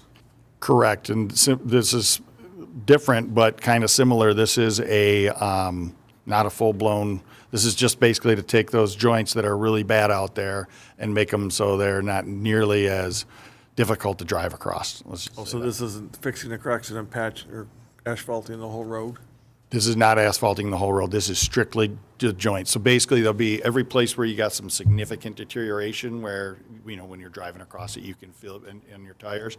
They're going to mill out 2 feet width, 2 feet wide, and 2 inches deep, and fill it back in with hot mix asphalt. It is. We're going to have black stripes down our road? You'll have black stripes down your road. Yep. 2 feet. 2 feet. 2 feet wide, 2 inches deep. So you obviously know French Creek and been down French Creek. I happened to drive it today for some reason. I mean, it's not just one way. It's so bad. Yes, and it's several of the other roads have a fair amount of that too. And this will only be addressing the worst areas in an effort to bring road along another 5 to 10 years. We have done very similar treatments in other communities, or the exact same treatments in other communities, and it's very effective at improving the ride. Well, the safety is the biggest thing, because Yeah. We see kids wiping out with their bikes all the time. Absolutely. But it concerns me that I hope they really understand the scope, because I live there and walk it. It just sounds like it's a pretty reasonable price to fix French Creek. Yeah, the bids were pretty close, and the second bidder on this, who was Florence Cement, that's who I've worked with most recently, and their number was pretty similar. I mean, they're a little bit more than 10% more, but so I believe that they've got a full understanding of the scope. It's not too, it's pretty, the treatment is becoming more and more frequently used, let's just say that. Yeah. I actually saw the idea when Mike showed me in another city. Yeah, yep. Councilman Odell. So is that for the whole subdivision or just, you said the worst areas? Because I wear a size 14 wide and I still have that much gap in some of those spots. So, I mean, is it the whole subdivision and is it Mulvey Farms that's just south of that? Is that the whole? It's not Mulvey Farms, just, Mulvey Farms, I'm thinking of there's another sub. Because Meadows is French Creek and then Yep. Mulvey Farms is south of that. Is that the whole subdivision The whole subdivision, and they already went out and estimated all the quantities based on a walk of all the joints, and that's how they came up with the quantities that are included in the bid. Wow, okay. When I say it won't be every joint, there might be a joint that's a lot closer. I live in the same subdivision, and yeah, it's a hazard I'm worried about my kids riding their bikes on the street because, like I say, some of those, they're huge. So 6 inches wide. So you're filling it with asphalt, you're rolling it, making it nice and flat. That way, Yep. you can ride a bike and not worry about falling into the abyss, and that's for both subdivisions, completely. Yeah, I have a map of the service area if you, Well, okay. but yeah, it's basically north of Mulvey. And that's courts as well, all the little courts and stuff? Yes, sir. Wow, okay, perfect. Councilwoman Kopka. Thank you. I just have one question. So every single time they're putting the asphalt in, then it's gonna be milled in a 2-foot by 3-inch, 2-inch. 2 feet by, well, this says by 3-inch. Oh, you are right, it's 3 Oh, inches, okay. my apologies. Well, that's okay. Microphone. Mike? So every time there's going to be this hot mix asphalt put down, they're going to be putting it in an area that is 2 feet by 3 inches. It might be wider than that if they have to mill it Sure. again, if it's But a at little lea- wider. okay. Yeah, it'll be minimum of 2 feet. As opposed to what we saw a few years ago where they were blowing out the cracks and then putting the stuff in. Correct. They'll have a mill out there that goes down 3 inches. I mean, Okay, I'm not on board with paying to have strips that are this big, like 2 inches, okay, filled with asphalt. They have to be bigger because they just rip out. Yeah. So as long as that's the case, I'm on board with this. I just don't want there to be little tiny, there already are them, and I don't even understand how it is that all the ends of all the roads, are falling, that just doesn't even make sense to me. It's like, Quality of the mix. what happened? all the joints. Oh, yeah, all the joints. I mean, all the corners are, and all of them. I mean, it's just, and it's weird. I don't know. I mean, actually, water comes out of them when it rains. In the middle of the road, you have water coming out of the center of the road. Yeah, I think that, I believe that road went down on almost no base. Yeah, I understand. So there's no place for the water to go. In an ideal world, what a new road would be on at least 6 inches of stone and then the concrete, and it's all graded to go to an edge drain that runs along the edge of the road. So you get all the water out of there. Water's not good for roads. So as an aside question, how is it that these roads were created to be in a dilapidated state that would not have any longevity then in the first place? I think it kind of goes back to the construction engineering element to it. So, if you go through and you design a road a certain way, you need to ensure it's constructed that way. I don't know exactly what happened with this subdivision, but however it was constructed, it wouldn't be constructed that way these days, Okay, or at fair least enough. under the appropriate care. So in other words, it's been so long since they were constructed that they don't even use the same type of materials anymore because the Well, longevity of the The road. design was Design of it. defective It's the from day design. one. I can't say I can recall if the design originally was the appropriate design, but Okay. it should certainly, it's basically mostly pretty wet clays in Fraser. So you've got to create some place for the avenue for that water to get out of there from under the road. Sure. We're living actually on the dirt from 696, if you didn't know that. Oh, yes, well, I know that now. I didn't know that then, but yeah, I know that now. Councilman Odell. Let's say, when do we project this work to be done? I imagine it'd be starting probably in about a month and a half or so. I don't know, exactly what the contractor This summer, schedule is. basically. But- Sometime Oh, this yeah, summer, yeah, as okay. soon as, yep, All right. exactly. All right, with that, I'll make a motion to award a contract for the Meadows Mulvey Farms Joint Repair Project to James Contracting in the amount of $513,030 and authorize AEW to provide construction engineering services in the amount of $55,000 for the total project cost of $568,030. Second. We have a motion and a second. Any comments, questions from the audience? Back at council. All in favor? Aye. Any opposed? Motion carries. Thank you very much. Thank you, Mark Scott. Thank you. Appreciate it. Finally takes care of that. No, because it's still good. I know. No, I'm just kidding.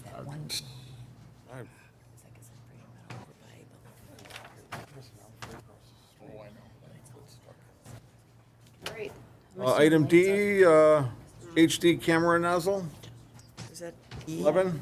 Right. This item is a request from the Director of Public Works. He is looking for a camera that is something that attaches to the end of the jetter hose on the Vector truck. This camera will enable them to be able to look at some of the underground infrastructure problems and be able to figure out what's going on without potentially just having to dig up everything and find an area of problem. They'll be able to just put the camera down there and find it much easier. And it should hopefully cut back on some of their time. It'll certainly cut back on costs. Right now, they pay a contractor to come out with a camera each time about $1,500. So over 8 uses, this would more than pay for itself. Okay. Mayor Pro Tem Schurnack. I would like to make the motion to approve the camera that goes on the end of the jetter. Because I know we had gotten a new jetter, at least while I've been on council, so it would make sense, I mean, to have the camera. And also, part of that, we're looking to waive competitive bidding. This is a my deal purchase. I was going to say, yeah, because it's, yes, and waive. I'll second waiving competitive bidding and awarding the contract to Bell Equipment as stated in the packet. So we have a motion and second. Any comments and questions from the audience? Back in council? All in favor? Aye. Any opposed? Motion carries. Zoning ordinance. This is a text amendment that has been before the Planning Commission. One of the things that state law allows for and has actually allowed for a number of years is to have alternates for zoning board of appeals. This is generally because one of the rights that people have before coming to a zoning board of appeals is to have a full membership of people there.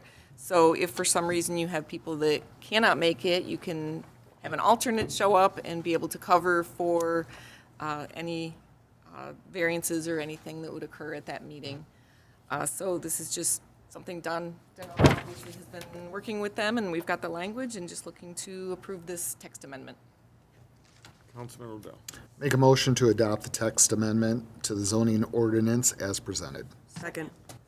We have a motion and second. Councilwoman Baranski. Yeah, I have a question, probably for council, legal counsel.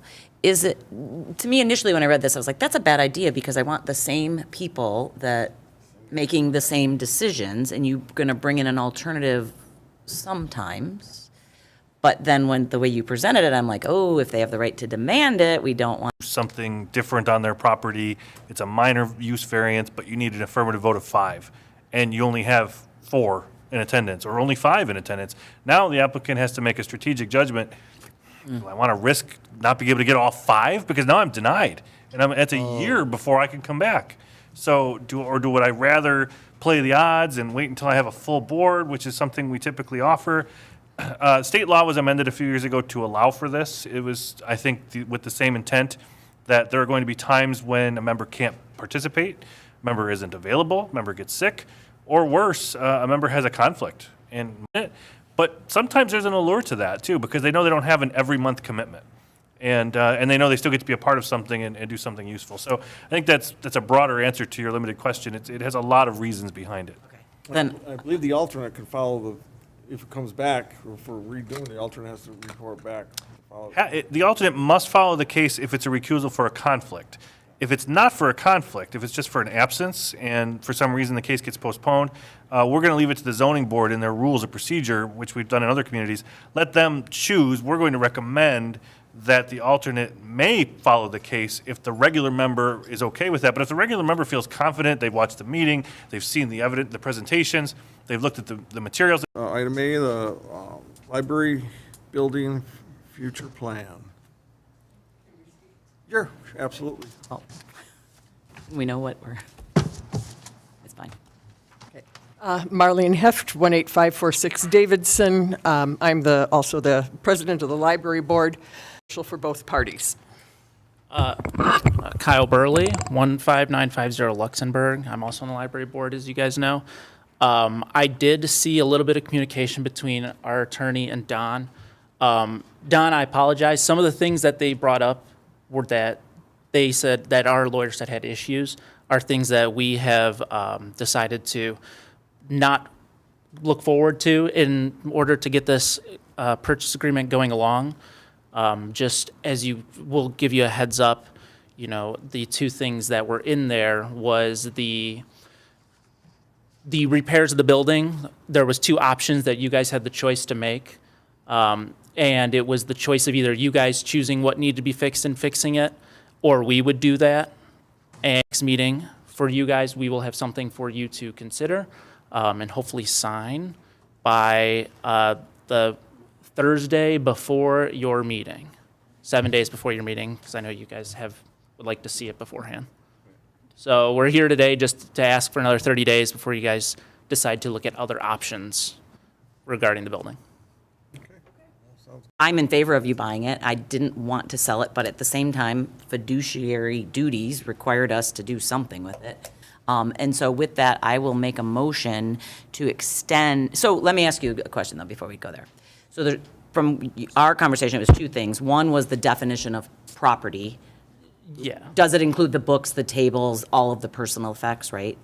We would like to either strike the clause about the city's property in the library building, or we would like a list of what the city believes is their property that is in our library building. How about you have it all?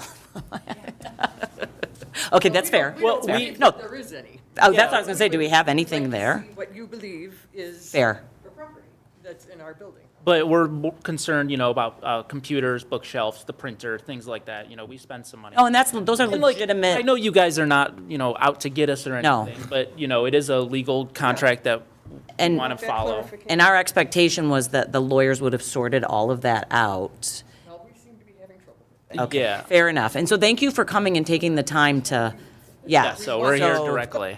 I have no, It's a communication, right? yeah, right. And then the secondary issue was really just, we don't want to fix it, we want you to fix it.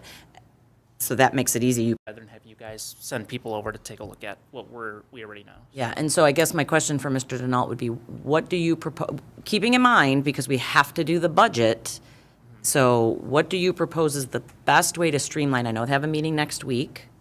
2 weeks. Oh, 2 weeks? Oh, I thought you said it was next Monday or Tuesday. Anyway, they have a No, I thought it was 2 months. They have a meeting soon.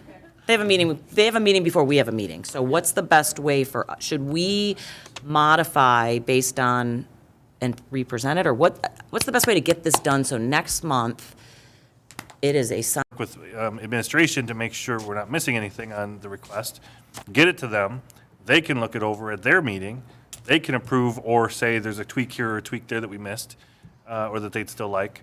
We bring that back to you at the May meeting.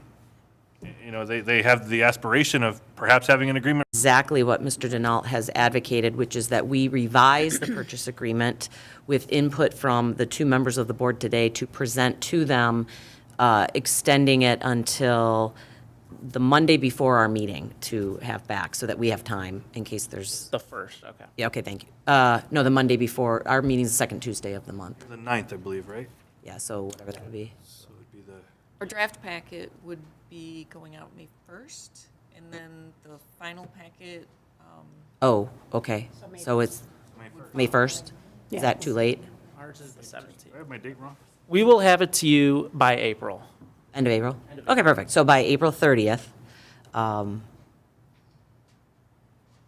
with the, yeah, whatever he said. I lost track of what the rest of it was. That's my motion. We have a- I'll start again. My motion is to, nope, it's not even to extend. My motion is to present the library with a purchase agreement that has modifications to the previously presented agreement, consistent with the representations made by the two board members here today, to them by their next meeting, so that, and then give them until the April 30th to sign and return to us for ratification at our next meeting. Support. I did pretty good. Real good. It's like you're an attorney. That is good. I only caution you that if they do find a word or a sentence or a change, they may not wish to sign unless they're striking and changing that and initialing. Is that your Yeah. intent? Yeah, because that's how contracts are done. It is. Yeah. I just want to make sure that's your intent, Yeah. though. We That you're not binding them to whatever I write, that they still have the discretion. Signed, but at worst case, there'll be some changes. Sure. Like a Don word or can give two. you direction, yeah, because then we ratify it at the next meeting. So we're not being hoodwinked, but at the same time, it's moving forward. And if it's okay with all of you, I don't, normally talk about process, but if it's okay with all of you, when I feel like it's ready, circulate Okay, it perfect. directly as well. I think you could slip it across the dining room. Okay. Any questions on that motion from the audience? At the council? All in favor? Aye. Opposed? Motion carries. Great. Thank you very much. I just want to say one more thing really quick before you go, because it seems like there's some miscommunication based on social media or based on whatever. This council did not say that the library board cannot come forward with additional board, but I just want you to know, I support that. I assume the majority of council, if not all of council, supports that. So because I read things, I've been told things by people that we are preventing it, and no. So come back, and you can get your money up front. You can ask to get your money. Knows as well. Awesome. Thank you. Thank you for coming. Go small city. Item 9, report of city administration. I just wanted to let everyone know, got a lot of great looking resumes for the job postings that we have out there. So I'm working on sorting my way through that. I have started doing some interviews, so moving through the process and pretty excited about that. One thing that I just want to remind everyone, one of the positions is the finance director, and with that being a director position, it would be coming to council. And I know we had the subcommittee I worked with in the past to go through some of those and do interviews. I believe that was Amy, Dana, and Patrice, and I'm wondering if you guys would still be willing to help with those interviews moving forward. Yep. Other than that, I met with school representatives and just gave them a little bit of an update where we are with the Garfield Road project. So far, we have issued 2,000 absentee voter ballots for the election May 2nd. Just want to remind everyone about that. Hopefully, we will get good turnout. And that's all I have for now. Great. Thank you. Councilman Baranski. Okay. A couple things. One, do we want to set a workshop or a special meeting for the budget? You knew what I was going to say before I said it. Because we have technically. The meeting to the following Tuesday. Okay, perfect. Same time. May 4th? Yeah. Sure. May the 4th. Or 6. 6 is even better. 6 works for me. 6 p.m. I'll make a motion to have a special meeting / workshop, May 4th at 6 p.m. to discuss the budget. Sounds good. Motion and a second. Any questions? I did have one question, just to make sure I'm clear. The public notice says up to 10 mils, correct? No. Yeah, it does. Yeah. Microphone. Sorry. Turning it off. The public notice for Public both. notice for PA 33 is up to 10 mils? Yes. Okay.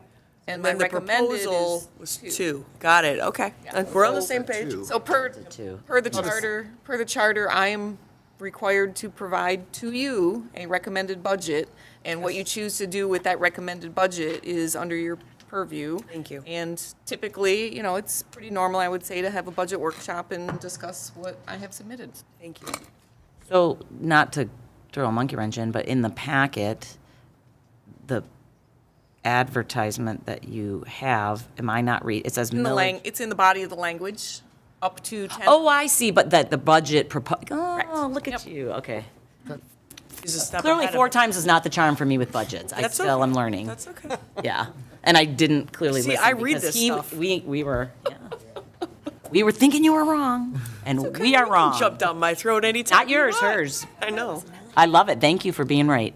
No, we actually reviewed it the week before. It's a triple check. It was, Okay, so did we vote on that motion? so we did a motion and a second? Yes? I did not hear vote Second. discussed first. She was Okay. maker, you were the supporter, and I did not hear vote yet. All in favor? Aye. Any opposed? Motion carries. Don, did you have something? No, I was originally going to ask the maker of the motion if they wanted to restrict the agenda to just workshop and Yes. discussion, or if there were any other topics, but I just want to make sure that Right, we're not clear. going agendas. We're clear on what's going to be on the agenda, just so administration has direction. Just budget. Just budgeting. Oh, go ahead. She has a good idea. So I would like some sort of budget presentation with regard to the different department heads as we've done in the past. We'll have department heads here. Yeah. communication, I don't think we need a full-on, Yeah. I mean, whatever the administration. There's not a lot of discretionary stuff when it comes to the budget, so to spend a lot of time on pomp and circumstance to put together a budget presentation isn't really time spent very well for people with really limited amount of time to work on things.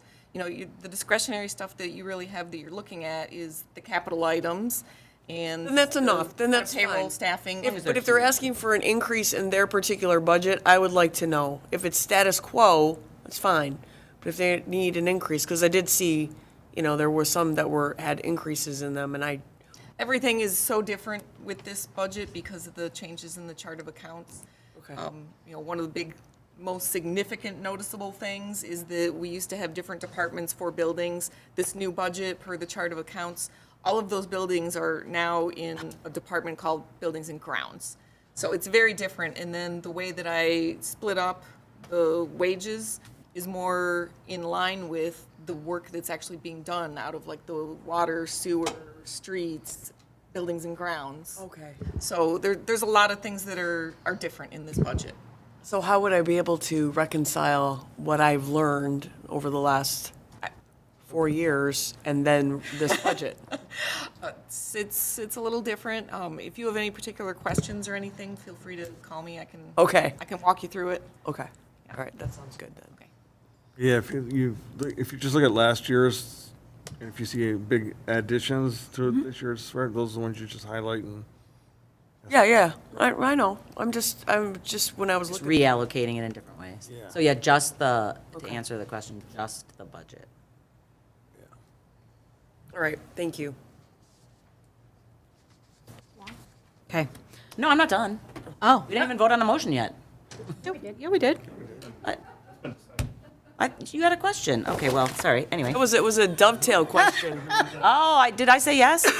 Yes? I'm so sorry. I'm so excited. Budget. Okay. Oh, yeah. Joy bliss. Also, I wanted to tell people that I had a nice surprise on my desk here today. The voting packets for the election coming up, there are going to be the mayor and 3 full-term city council seats and 1 partial-term council seat. Nominating petitions are due July 25th, 2023. So if anyone is considering running, I encourage people to get involved. It's very easy to sit at home or even come and sit on that side. I did it for years and years and years and had all these great ideas and had all these opinions and gave them. And then I came over here and said, wow, is it different? But I hope that people run. I hope that we have more people running. There's a lot of seats open, and I encourage everyone to contribute so that our city can grow and prosper.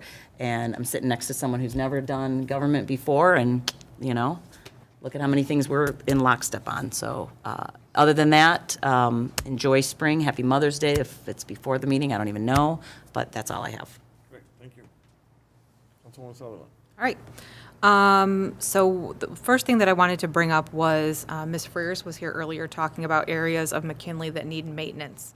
And I didn't really understand that there was that many areas, I guess, before she spoke. So that's concerning to me because that's a very nice park, right? Obviously, one that we've been celebrating for quite some time. So knowing that the path needs sealant, and then she talked about paint needing to be done, I'm just wondering, what is the plan or what is being done to make sure that those things are being worked on? Actually one of the things that we had put in for the Spark grant. There's going to be a second round of the Spark grant. I don't know when that's going to be put out, but we're certainly going to be putting in for that. And beyond that, obviously limited funds and maintenance, taking care of what we have. I mean, absent of the Spark grant, though, is there like a to-do list somewhere that we could see, that we could talk about, so that if we wanted to, talk about this during budget season or reallocate to, I mean, that's a beautiful treasure in our city, and we have to make sure that we maintain it, right? So.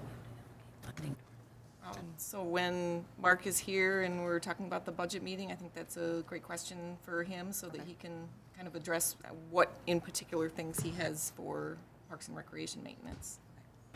The other thing is, so super excited to work on the interviewing for the open director position. But, I know we have a lot of open positions right now, and we talk about capacity and things like that for city employees we were talking about earlier in the meeting. Is there a way that you could provide to us, maybe like an overview or an update, whether it be weekly or included in your weekly update, just like outlining maybe how many candidates you have, like how close you're getting to, filling some of these roles, even maybe some of the part-time roles, just so that we have a better understanding, because I'm not sure about the rest of you, but I get asked rather frequently, even on the part-time positions, when are these going to be filled? So just so that we have that information in hand. And my number one priority is to get the HR coordinator in. Yes, great. And, as I said, I've had some interviews, I've got some more coming up, and once I get that person in place, that's really kind of the pivotal role, because I need that person to onboard the rest of the people. Right. I mean, even if it's high level, right? So just we can speak to where it's at. That would be great. The other thing was I had circulated an email to council as well as you, Elaine, about the extravaganza event. I went to it. I know that my daughter was disappointed because there was no face. A lot of the things that were advertised basically didn't end up coming to fruition at the event. I don't think that it was any fault of Martez, right? We have a new coordinator in place. I think he was only in the role for like 2 weeks. But I just want to say that, July will be here before we know it. There's a parade coming.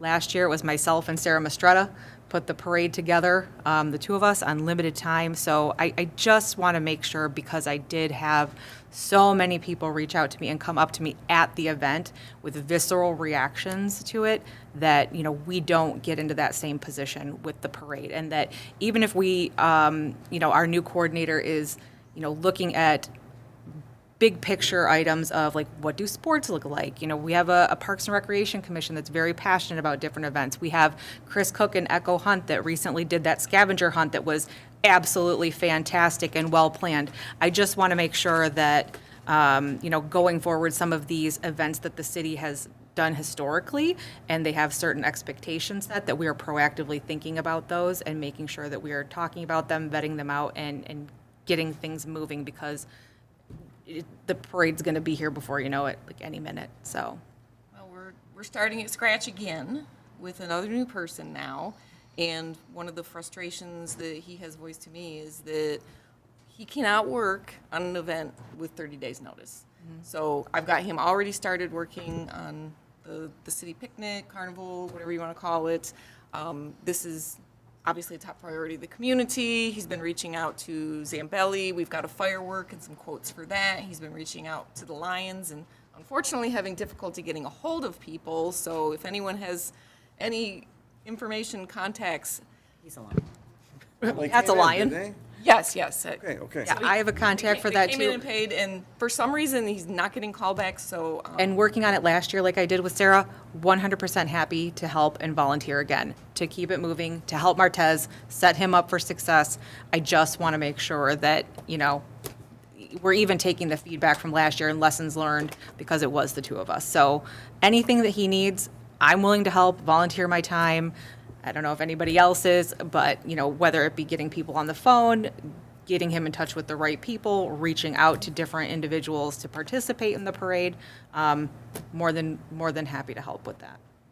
Perfect, thanks. I did invite them to attend the next meeting to give us their position on the picnic and everything. Well, by the next meeting, we really need to have a contract with I them. know, but I told them they need to be here though to explain to all the council.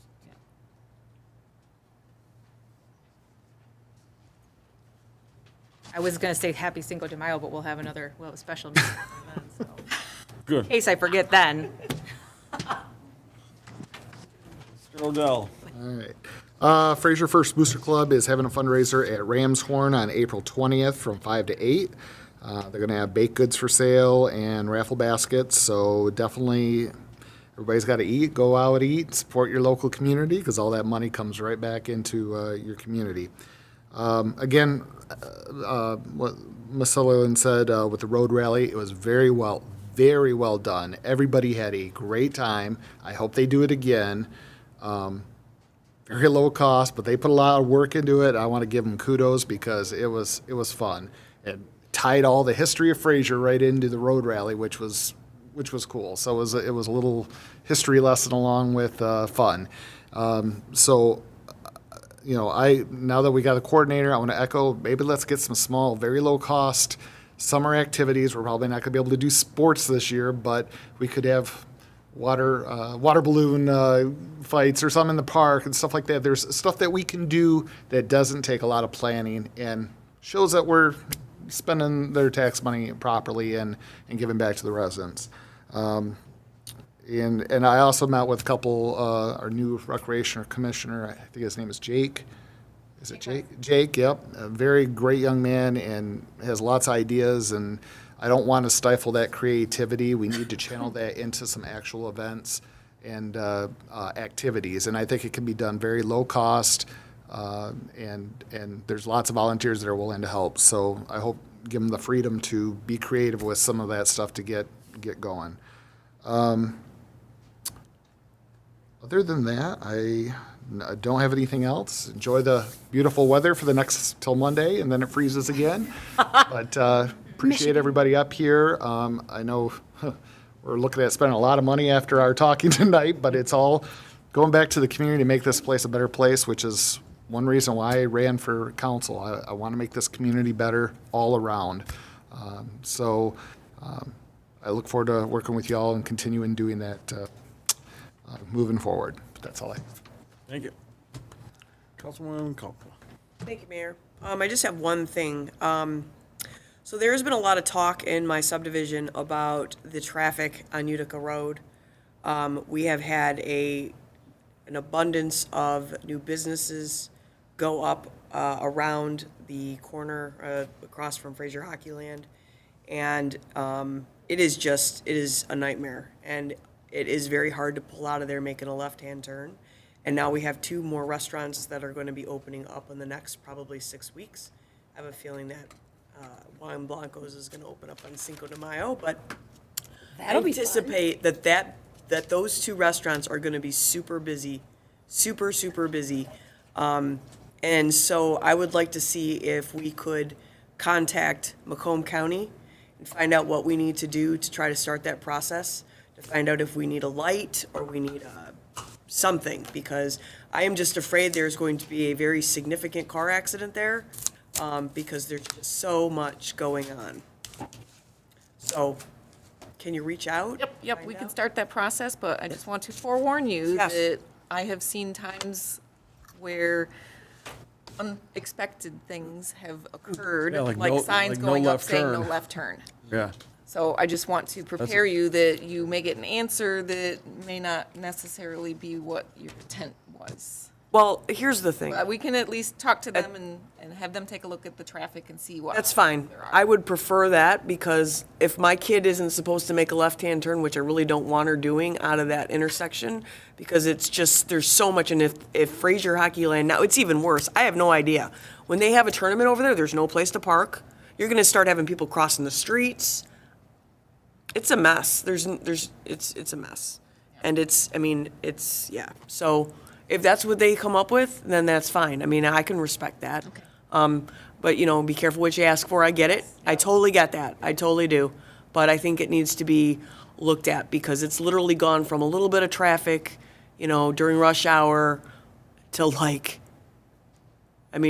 overnight. It's just like a madhouse all the time, even on a Saturday. It's crazy. And I can't even imagine what it's going to be like when that tequila bar opens up. Is there any particular day or time frame that you could direct them to see the worst case scenario? Well, sure, like a Friday afternoon or a Friday evening where there's some sort of hockey event, because now Fraser Hockey Land has their semi-pro team.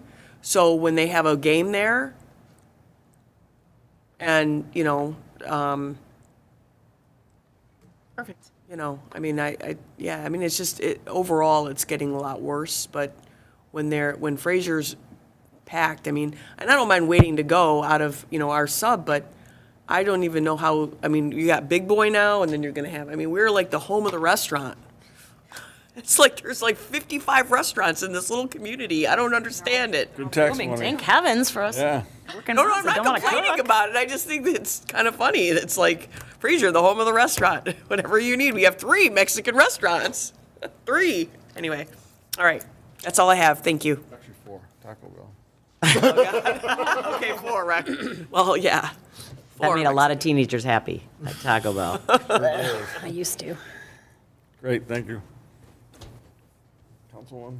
I just have one thing. There was a presentation last week at the VFW, Post 6691. It was 100-year-old Mr. Mike Alio. He served in World War II. I don't know what the status is as far as if he was the only one in Fraser, whatever. But what they did is they had a fundraiser, and the VFW donated money to the St. Jude Foundation in Mr. Alio's name. I had the privilege of working with him and knowing him from 30 years ago. I used to be part of the senior citizens, and I used to think, wow, these people are old, you know, they're 70, whatever. So here I am, ready or not, and reading about him who's 100, but a beautiful man, beautiful wife, Catherine, and I'd like to congratulate him and his family and wish him well on behalf of the council. And that's it. Have a good month. God love us. Bye-bye. Mayor Pro Tem Shornack. Okay, well, I got several things. So I went to the Historical Commission meeting. So Cindy, I don't know if you got a chance to speak with DPW about fixing that fence yet. Yes. Okay, cool. The other thing I noticed, because it was pouring when we were there, is right at the entrance from the parking lot to the depot building, the water pools right under that sign. So we might want to look at maybe some kind of drainage there, because, I mean, it was like a pool right there. And did we get an update on where we are with the insurance fixing the building from the leaks so that they can get the museum open again? So I did talk to the insurance agent, and they gave clearance for DPW to move forward and work with any contractors to get the work done, and we'll get it submitted for reimbursement. Okay, good. So that is a yes for moving forward? Yep. Okay. So they're having a barn cleaning on April 22nd. So I'm sure they could use some people who want to get dirty, because that's a lot to do in that barn. So definitely would get out if you can and help them out with that. Also, I went to the Parks and Rec meeting. So there was 61 people at that road rally that, again, everybody was raving about. So that's awesome. They're starting a Fraser Garden Club for anybody who wants to be in the Fraser Garden Club, which is doing all like the flower beds and stuff around the city. There's a Facebook group, of course there is, or you can do FraserGardenClub@gmail.com, and you can ask to join. The Fraser First Booster Club got a grant award for a communication board at McKinley Park.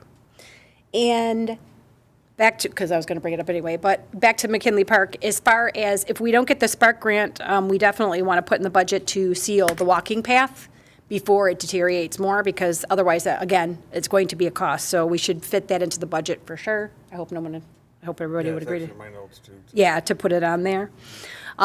Since we are not going to be having our own baseball this year and our own t-ball and stuff like that, Roseville has offered our citizens resident rates, because of course they need to try to fill their teams as well. And in that case, they are working with Martez to possibly be using our fields as well. So some of the games will hopefully be in Fraser. So Is that Roseville City of? Huh? That's City of Roseville rather than Roseville Junior Sports. Yeah, Roseville, yes, the city of Roseville. So their Parks and Rec have offered our residents that, because, you know, they need to fill their teams as well. So, I mean, I want everybody to realize we do have a new coordinator, and everybody's really got to start managing their expectations. Everybody is shooting for the sky, and as much as we would all like everything to be the way it always has been in Fraser, and I've been here pretty much my entire life, things change. Things have to change. Change is inevitable. No one likes change. That is the reality we live in. Everything is more expensive. Everything is more time consuming. We have boards that don't have people filling them because nobody wants to volunteer because they feel that their time is more valuable, I don't know, playing computer games or sitting at home or whatever. And listen, I'll speak for myself. I work more than 50 hours a week, and then I come home and God knows nobody else knows how to do laundry in my house. And so I have to take care of stuff too, but if you're in your community, you can't get on Facebook and you can't go out in the community and have a meltdown that you're not getting what you want out of this community if you're not willing to put in your own sweat and your own time. So we have a new coordinator, and he's going to do everything he can. I know he's already reaching out to people, as you said, with regards to getting the parade off the ground. It's very possible we won't have a farmer's market this summer, okay? That's the reality. But you know what? The world was built on volunteerism. Really, it really was. If we want our community to be everything you want it to be, then you have to be the change. You have to step up to the plate. You have to volunteer. You have to put your 2 cents in. Sometimes it's easy. Sometimes it's hard. Sometimes it's a heck of a lot of work.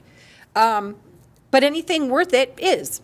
So if you value the community and you want to put in your 2 cents because you feel like we should be doing more things, then you need to put your money where your mouth is and you need to get involved in this community.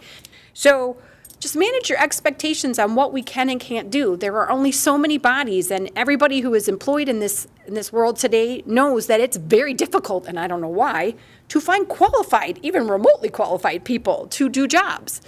So get involved with your community. Step up to the plate, make a difference. That is the only way Fraser is ever going to get better, is if everybody remembers we are all here for the same reason, to love our community, support our community, and be there for our community. And then one other thing. I was asked to find out the sign in front of CVS that says it's the Fraser sign. Is that little wedge our property or is it CVS's property? Because they would really like a new sign in front of that one too that matches all the other signs in the community. So I did say I would bring it up.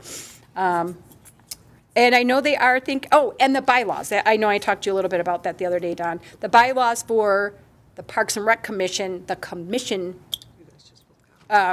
we should just have it Recreation Commission, and we probably need to update that and look at that and there's a lot of questions. The board has a lot of questions with regards to certain things that are in there because it says one thing here and one thing on the next page. So if we could just shore them up and make them cohesive, I am sure they would all be appreciative of that.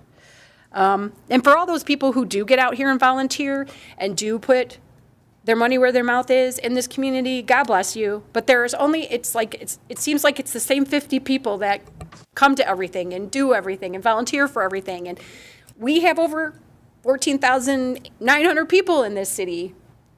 It takes more than 50 people to make everything successful. So I hope more people will get involved. We have so many different groups. Find your passion, find your thing, and get involved. So that's all I have. That's it? That's it. There you go. Good for you. I said I went to 2 meetings. What do you want? Yeah, that's great. I have one question, Don and Elaine. I got this thing that public access actually changed, was amended last year to PA 228.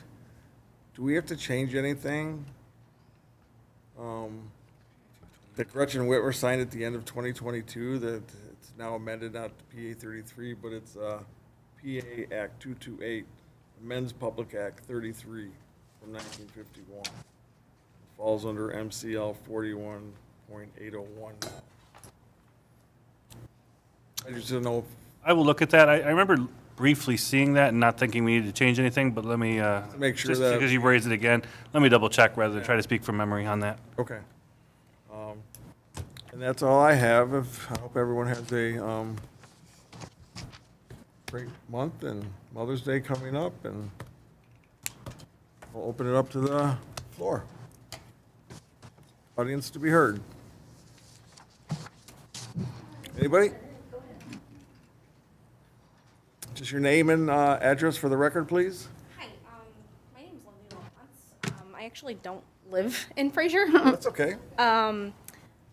So I'm on the board of the Autism Society of Greater Detroit, and I just wanted to introduce our organization to the city and, yeah, sorry, to the council. About 8 years ago, a handful of small chapters of the national organization known as the Autism Society of America closed their doors. The national organization went through a restructuring and came out with the idea that they were going to have one organization for each state, and we are now the state affiliate of the Autism Society. We're completely volunteer-led, a 501c3. We service the counties of Oakland, Macomb, Wayne, St. Clair, and Washtenaw. And with the support of our parent organization, our goal is to cover the entire state within the next 5 years. Our main purpose is to be the connection between the community service organizations, state services, and all those affected by ASD. We offer a 24-hour, 7 days a week information and referral line and resources on our website. We also have some local initiatives, including social meetups and virtual support groups. For April, World Autism Acceptance Month, we have partnered with the Detroit Tigers to offer an inclusion event, and it's a day at the ballpark. It's on our website, and we have specially priced tickets at $5 each, with free tickets to anyone with a disability. For more information on our information and referral line and where to look for our resources on our website and how to sign up for if you want to volunteer for any of our projects, you can go to our website. It's www.autismsocietygreaterdetroit.org. And that was pretty much it. I have flyers that are for the baseball game. Okay. It is going to be on the 29th of April, on Saturday. And We'll be glad to put them out for you and get the word out. that would be amazing. Thank you. Thank you so much. If you want to just give us or Cindy the flyers. Thank you. Thank you. Anybody else?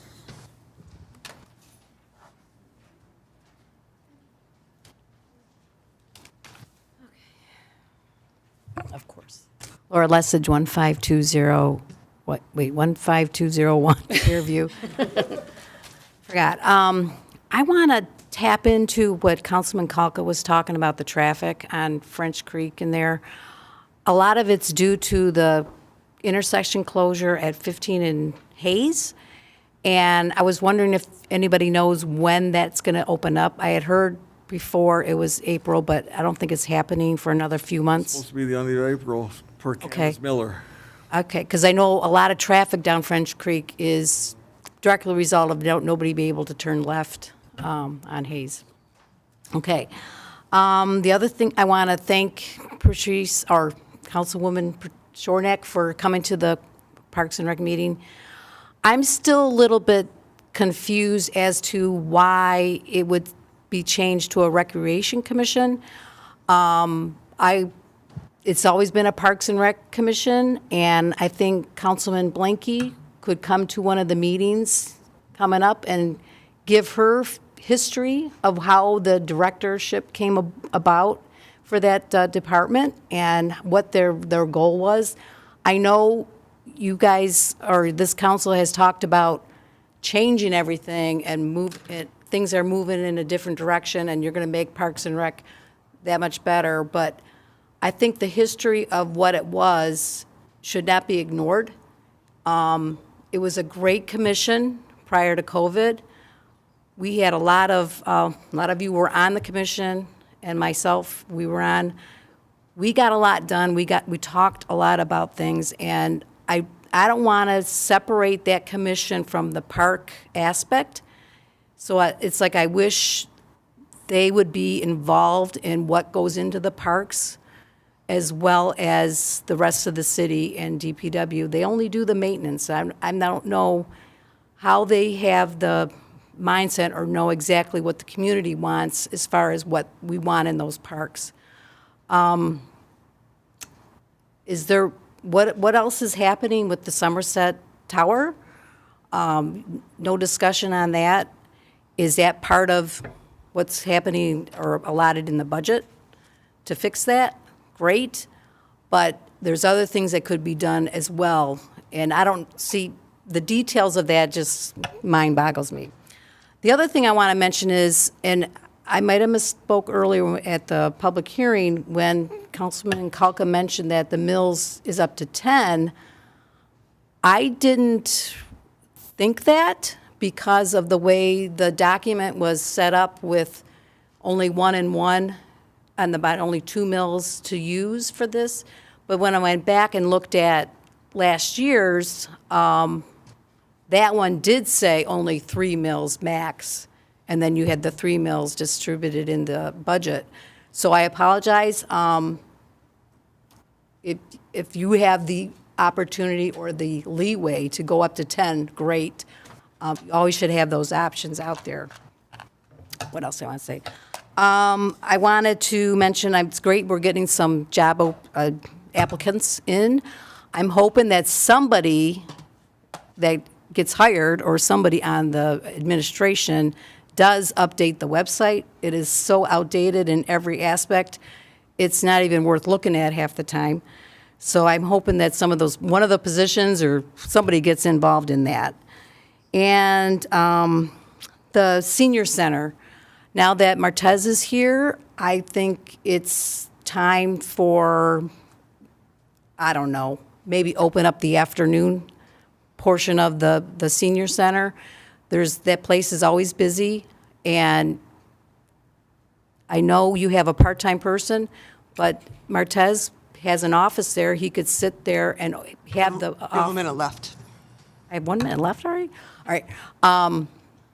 They could, he could be there doing his work and have the center open so that people could come in and play pickleball and play cards and do things in the afternoon part of the day. So that's what I wanted to say there. And finally, I want to thank the Fraser Department of Public Safety for offering the CPR training in Fraser. They had a good turnout, all different ages. There was like 15-year-old, there was a 70-year-old. Learning CPR, I recommend everyone takes that course. It's based out of the American Heart Association. They had a video and hands-on. It was really good. It gives you a certification for up to 2 years. Plus, it shows you how to use the AED, which we were wondering where it is in this room or building, if we have an AED available. Time's up. Oh, all right. Thank you. Thank you. Don, did you have something? I can answer your question, so I don't need to go back and do more research for you. The legislature, and I didn't realize this, so I learned something new as well. The recent amendment that you were referring to of PA 33, that was just to eliminate some weird restrictions they had in there about which county you could be situated in order to be a qualified city. So they kind of opened it up. They basically said, look, Saginaw and Romulus are really the only 2 cities it even applies to anyway, so why are we bothering with all these weird restrictions on county population sizes? What I didn't realize, and we had worried about that in our town when the census came around, is what if we go over 15,000?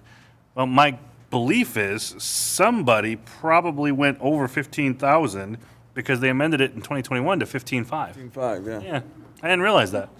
Yeah, so we've got another 500 residents. We can welcome in another 449 residents or whatever it is, 499 residents for the next census. Good thing my kids all live in Fraser. High rise up. Hey, good. Just thought I'd ask. So. Oh, my God, really? Do you need to start drama? Doesn't this city give enough drama all by itself? They don't need added drama. Let's see. Okay, I'd like to make a motion to go into closed session at 9 p.m. for strategy session connected Maybe with the 9:05? negotiation of collective bargaining agreement. No, I have to go to the bathroom. Yeah, we're going to, fine. yeah. Okay. So Second. roll call, please. Councilmember Bransky. Yes. Councilmember Blanky. Yes. Mayor Carnegie. Yes. Councilmember Kolka. Yes. Councilmember Odell. Yes. Mayor Pro Tem Shornack. Yes. And Councilmember Sutherland. Yes. Today.